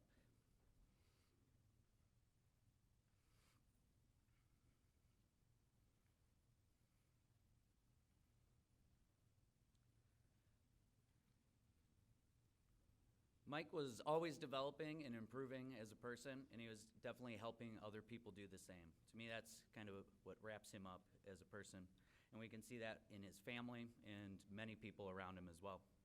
He graduated from Valparaiso High School in 1977, where he played football and wrestled. He graduated with engineering from Purdue Calumet in 1994, and then he graduated with a law degree from John Marshall in 2007. He officiated for 42 years, and I'm reading this from Henry Wilke, who, among many other people, nominated Michael Gallando for the Hall of Fame. He officiated 38 sectionals, 28 regionals, 20 semi-states, 6 individual state championships, 2 IHSAA team state championships, and 4 Indiana High School Coaches Association team state championships. Mike officiated NCAA Division I and II wrestling in the mid-90s, and Mike also worked scores tables at 7 Big Ten wrestling championships, 1 MAC wrestling championship, and 4 Division I NCAA national championships and a Division II national championships. For 42 years, Mike Gallando dedicated countless hours to improve the quality of officiating in the state. Mike's contribution to local officials association education forums has been commendable. And that was from Henry Wilke, who among others nominated him. His wife, Sandy, is not here, but his daughter, Corey's here. Corey has been involved with wrestling through high school and many other years, and Corey also helped me become a better teacher as I taught with her at Chesterton, and has a lot of the same qualities as Mike, constantly developing and improving. I missed out, my dad and I both missed out on being teammates with Ian by a year at Valpo, where he wrestled as well. Even, unfortunately, late in Mike's life, as he's passed, he was constantly improving with his hobbies and, constantly making himself better at things and improving and having kind of the eclectic interests that I would associate with the Gallando family. One of my favorite memories of spending time with Mike, I can remember, was at Corey's house at a costume party. I don't remember what my costume was, but I shouldn't mention it. I think I spent the entire time ignoring who invited me to the party. And I was talking with Mike, and we were trying to pinpoint the exact moment where we could share my first wrestling memory. So he was giving me story. I think he started way too early, in 78, and I wasn't born yet. And then I started way too late, in 1997 when I was in 8th grade. And we spent 3 hours slowly meeting in the middle. And I'm not sure if anybody else talked to us that whole time, but it was one of the memories I cherish about Mike. And that, and we did the 5-minute version of that pretty much every time we saw each other at a wrestling meet. But on with Ian's words here. I cannot fully express how important wrestling was to my father's life. As soon as he graduated high school, he became an official and never missed a year. He retired several times, but each time retirement only meant taking 1 or 2 fewer Wednesday dual meets. He passed that love of wrestling on to me, and many of his and the whole family's favorite memories involve wrestling. And many of my father's best friends have come from the wrestling community. I cannot express my gratitude enough to the community at large for the support they've shown us.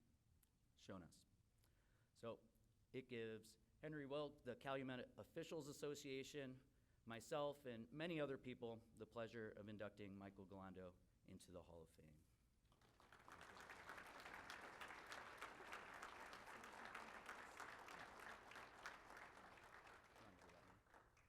And Ian's going to give a few words here. I just want to share 2 stories about my dad real quick that kind of talk about the kind of man he was and the wrestling community, because he truly believed that the wrestling community was one of the best communities in all of sports, not just Indiana, but all of sports. So first, both, having been a high school wrestler and the prolific official that my father was, our Saturdays were often booked. And it wasn't often that we were at the same place on those Saturdays, but it did happen a few times. And when those times happened, he was always able to watch my matches.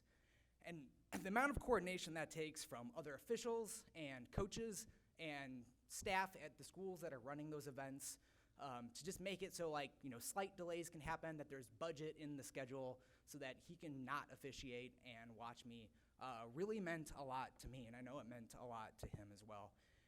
One memory in particular, I was wrestling for like 5th place at the Duneland Athletic Conference Championship, a match that ultimately did not matter a whole lot. But I came back and won in overtime from like a deficit of like 7 points. And having my hand raised and being able to see that he had been able to watch the match is one of my favorite memories, and it really meant a lot to me at the time. The other is when he unfortunately passed in 2019. We had a wake for him, and it lasted 3 hours. The line was out the door the entire time, and I think at least half of those people were from the wrestling community. So he showed out for them, and they really showed out for him, and I think there was at least 4 or 5 different people who I had never met. I feel like I had met most of the people that he engaged with in the wrestling community, but there were a bunch of people that I had never met that were like, yeah, he would spend time with me after meets and, help me become a better official, or he recruited me into officiating, or I was an assistant coach and he taught me better mat side etiquette for when I interacted with other officials. And so it just blew me away. I mean, I knew he was such a big part of the community, and the community loved him back, and it just really meant a lot to all of us to see that then. So thank you very much, and I know this award meant a lot to him, and more importantly, all of you meant a lot to him. So thank you so much.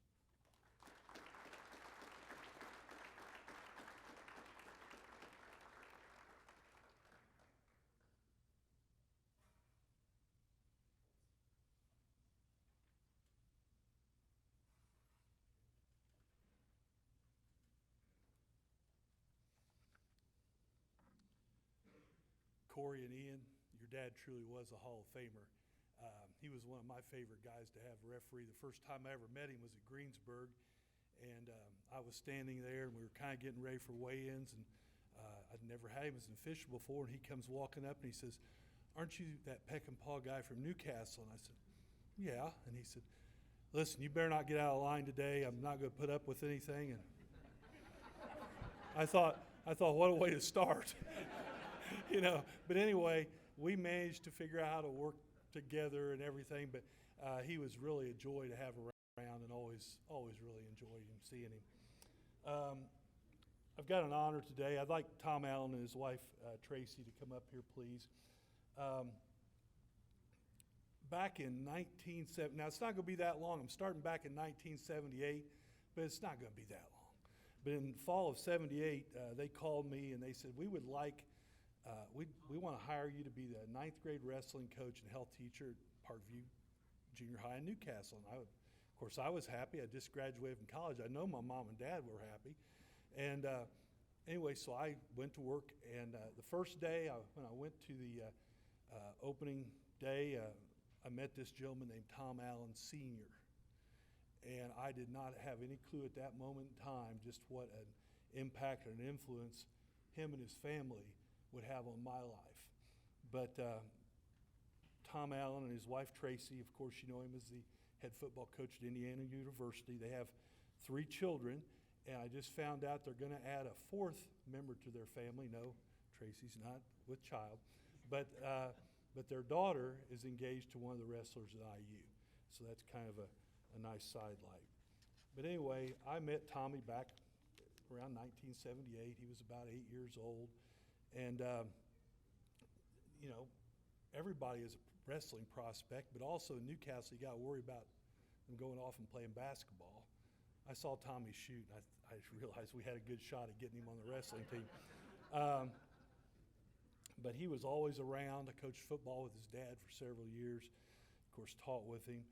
And Tommy became one of our wrestlers, and not just one of our wrestlers, but one of the greats of all time for us. And I'll just read some of his accomplishments. He was a 2-time North Central Conference champion, 2-time IHSAA sectional champion, 1988 regional champion, 1988 third place semi-state, 1988 fourth place finish in the state finals. He was an all North Central Conference football player. He was an AP and UPI Indiana all-state football player. He was a regional qualifier in the shot put, and he was the State of Indiana FCA Athlete of the Year. He graduated with honors. He was 4th in his class. Tommy was a tremendous leader on our team. I know of very few mornings when he wasn't in the field house running, and very few times after practice when he had a weight workout scheduled that he wasn't there in the weight room with his dad and with another one of our guys doing the workout. He was one of the most dedicated young men I've ever worked with as far as doing the job and doing it every single day. A few things he's done since he graduated from high school. I gotta get this all straightened out here. I actually thought when he was in high school that I was probably going to be the best wrestling coach he ever had. And that didn't quite work out because he went to Maranatha Baptist University, and his coach there was Ben Peterson, Olympic gold medalist. He kind of made an upgrade. He also had Mike Houck, and I believe Mike was a silver medalist in the world. He won the world champion. So he had some pretty good coaching after that. He was a 4-time conference champion there. He was a 3-time National Collegiate Christian Athletic Association champion. He was a 3-time all-conference linebacker, academic All-American, leader in tackles in school history, just an outstanding career in college. And then he went into coaching at the high school level. And he started out in Florida. I'm not going to go through every single one of these, but he coached in Florida for a while. Then he came back to Indiana, and he went to Marion, and I was thankful that he was only at Marion for a year. It was just 1 year, was it two? Just 1 year. I was thankful because that 1 year, Marion was in our conference. And that 1 year, Marion had the best wrestling team they probably had in 10 years because he was the head wrestling coach. They had a state placer that year in J.T. McVickers. And then he went to Ben Davis as the defensive coordinator, where they won 3 state championships while he was the defensive coordinator. Then he was head coach at Ben Davis. And then he started the trek. He'd always wanted to be a college football coach, and he started the trek that many coaches have to follow. He went to Wabash College, and then he went to Land Booth College in Iowa, and then from there he went to Arkansas State, and then to Ole Miss. And in Ole Miss they participated and won several bowl games. Then from there he went to University of South Florida as defensive coordinator. And then he came to Indiana University as defensive coordinator, and then became IU's head coach, and they've participated in the Gator Bowl and the Outback Bowl. Most recently, it was Big Ten Coach of the Year. He was the American Football Coaches Association National Coach of the Year. He was the FCA National Coach of the Year, the Bear Bryant Big Ten Coach of the Year, and he's just had an outstanding start there at IU, and I know that there are even greater things yet to come in that avenue. I know I've missed things simply because there's so much. If you got so much stuff, people are going to miss stuff. But the thing I wanted to share about Tom Allen is not just all these accolades and everything, because those are tremendous. But he is the type of man that I think everybody would like their son to grow up to be. And many of you have sons that have grown up to be quite like him. But he's always been honest. He's always been dedicated. He's always worked hard. I never had any. I had several guys that worked hard, but I never had anybody that worked any harder than Tom Allen. The best thing that I can say about him basically comes from the Bible, and that was Micah chapter 6, verse 8. It says, "He has told you, O man, what is good, and what does the Lord require of you, but to do justice and to love kindness and to walk humbly with your God." And I believe that Tom Allen does that. And I'm going to turn it over to him. I'm happy to induct him as an honorary member of the Indiana High School Wrestling Coaches Association Hall of Fame. And I want him to say a couple words about the relationship between football and wrestling and what wrestling has meant to him.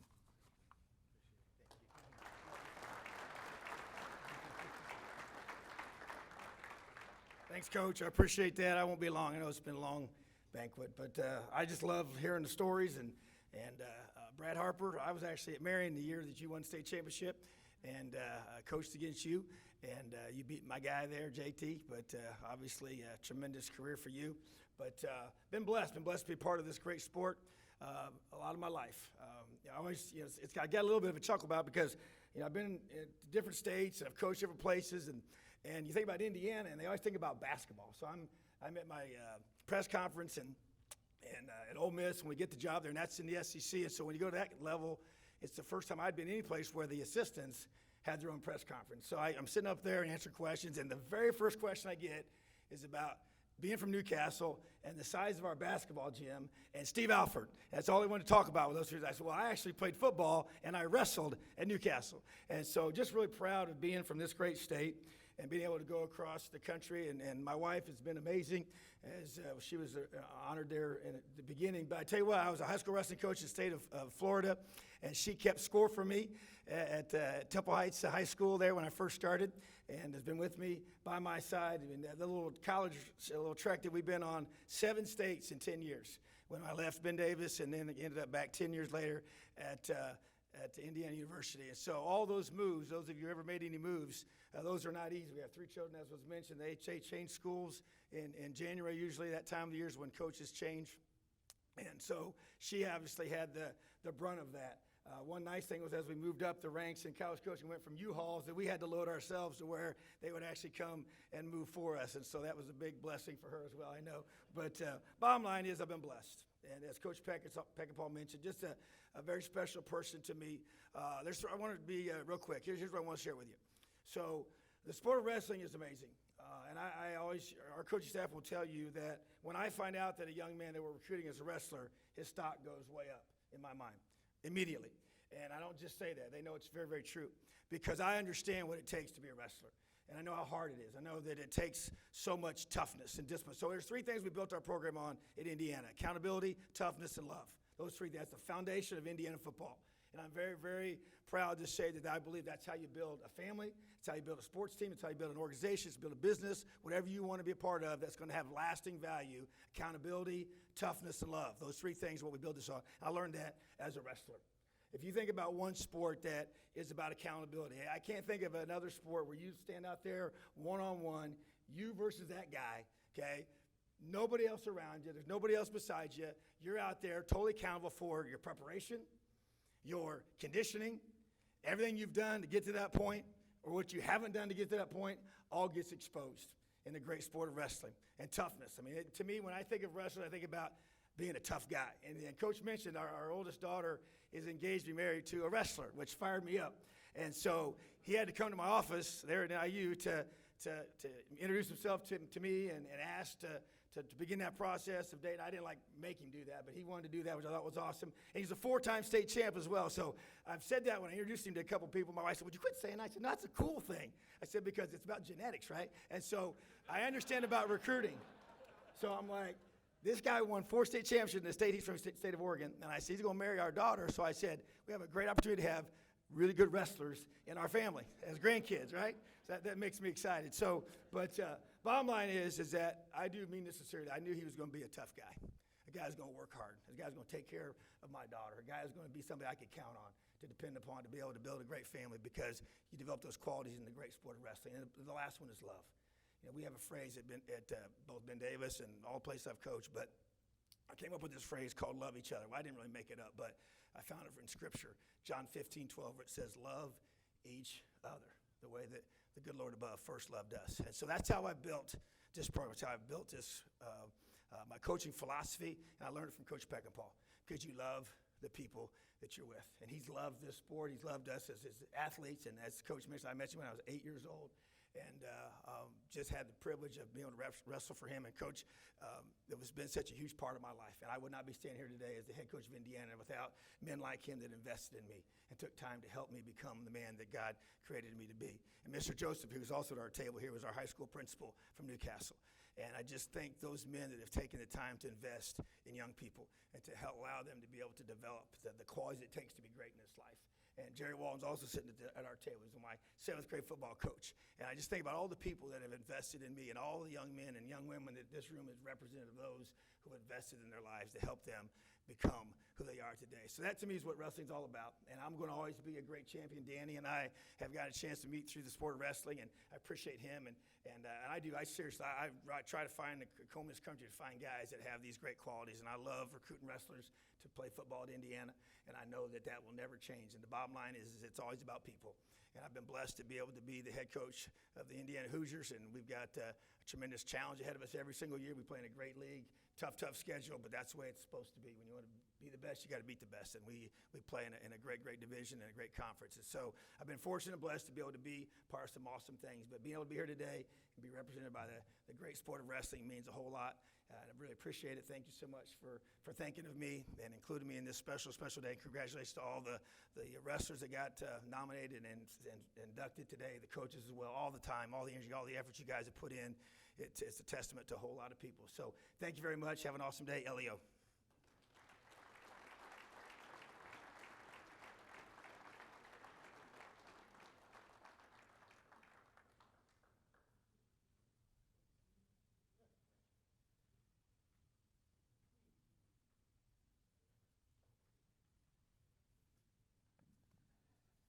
If I could have Jim Troyer and his wife Tammy and children come up. I get the honor of the Billy Tom Award, and this year we gave it to Jim Troyer, who has an extensive resume.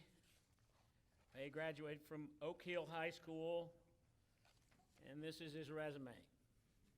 There's 2 lines on it. So he's a humble guy, which is like all officials, right? They're very humble because when you ask them a question, their answer is no.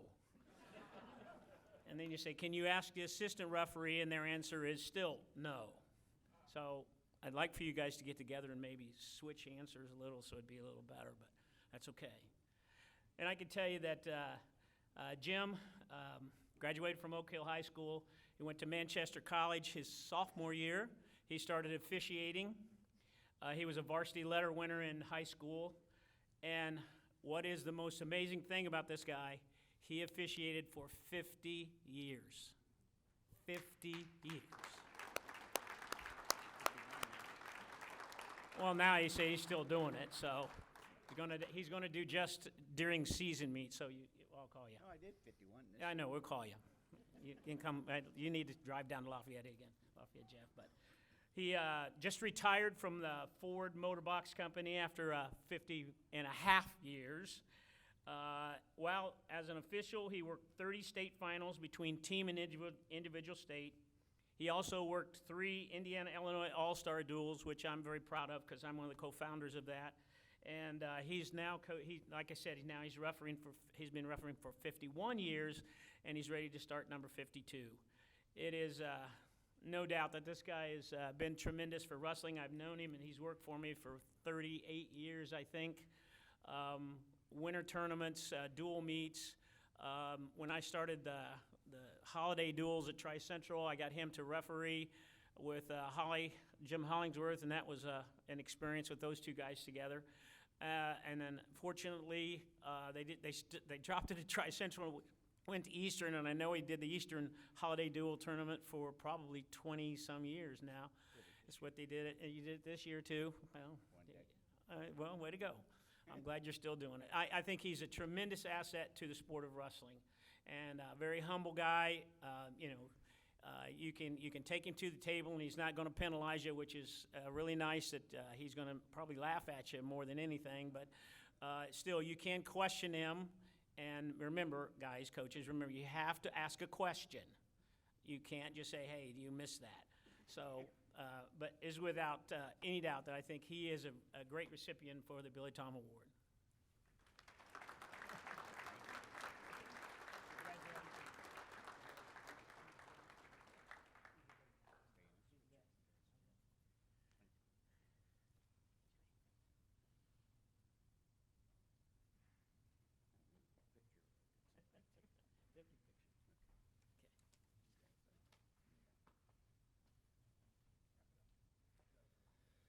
So I get tasked with wrapping this up. Our former president, Jake O'Neill, couldn't be here today.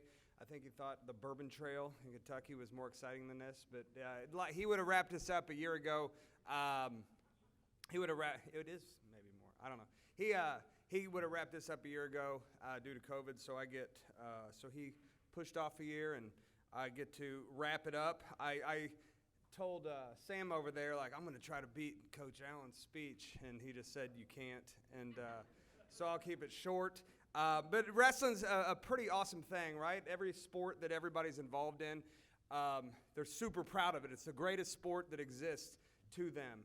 And I think I like use the word love a lot when I coach. So instantly when Coach Allen and I met a couple years ago, like when he started saying love each other, and it validated guys like me that use that word all the time, because guys even, he's humble, but guys bigger than us are using that word. So we all get into our sport because we love kids. That's the first thing I tell people at clinics when I'm giving a clinic. I say, hey, quit saying we love wrestling so much. We love kids, and wrestling is the thing that bonds us. It's a thing we have in common with them, because I definitely don't have music in common with them or the way they dress. But I got this sport in common with them that puts this awesome bond on them. And I know for myself and each one of these coaches around here, I know no matter where I'm at in Indiana, I know the greatest gas station in every small town. I know where the best tenderloin is at every single tavern, and I know if my car breaks down in any town, I have a friend there. And that's kind of across the country. Because of wrestling, I've got to meet guys like all of you and Coach Allen, and I've been to 23 different countries because of wrestling. And it's just a super, super special thing. It's the only sport that's in every single country in the world. And you're a part of that. So it's pretty awesome. Everybody brags about Indiana basketball, but my Indiana basketball story is when I was a freshman, I was sitting next to one of my best friends over there in biology class, and he said, how'd basketball tryouts go? I said, hey, they said I look like a wrestler. And I don't know if I got cut, but then he said, hey, have you ever been squirrel hunting, and do you want to try wrestling? And boom, I got a new best friend. And I think that's probably how a lot of us started it. And so I want to thank people like him and all of you guys that keep kids like me and others involved. Mr. Falcons is going to be here for a while to take every argument that you would give me onto him. No, Mr. Falcons is super, super, super supportive of what we do with Indiana wrestling. He's one of our, not only does he work for us, but he's one of our biggest fans, and people love to blame different organizations, and we got an awesome guy there for it. So thank you guys for coming. You're special to me and to someone else, so hug somebody before you leave. If you got any questions about this or how you can get involved, see me, one of these officers, or Mr. Schwartz over there at the end. Thank you guys.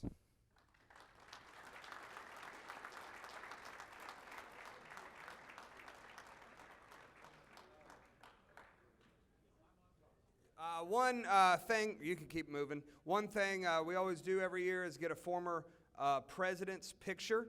If we could get all former presidents immediately together, because once they start talking, it usually takes an hour to get them. If all former presidents would come up here for a picture, that'd be awesome. No rush to get out. Say your goodbyes.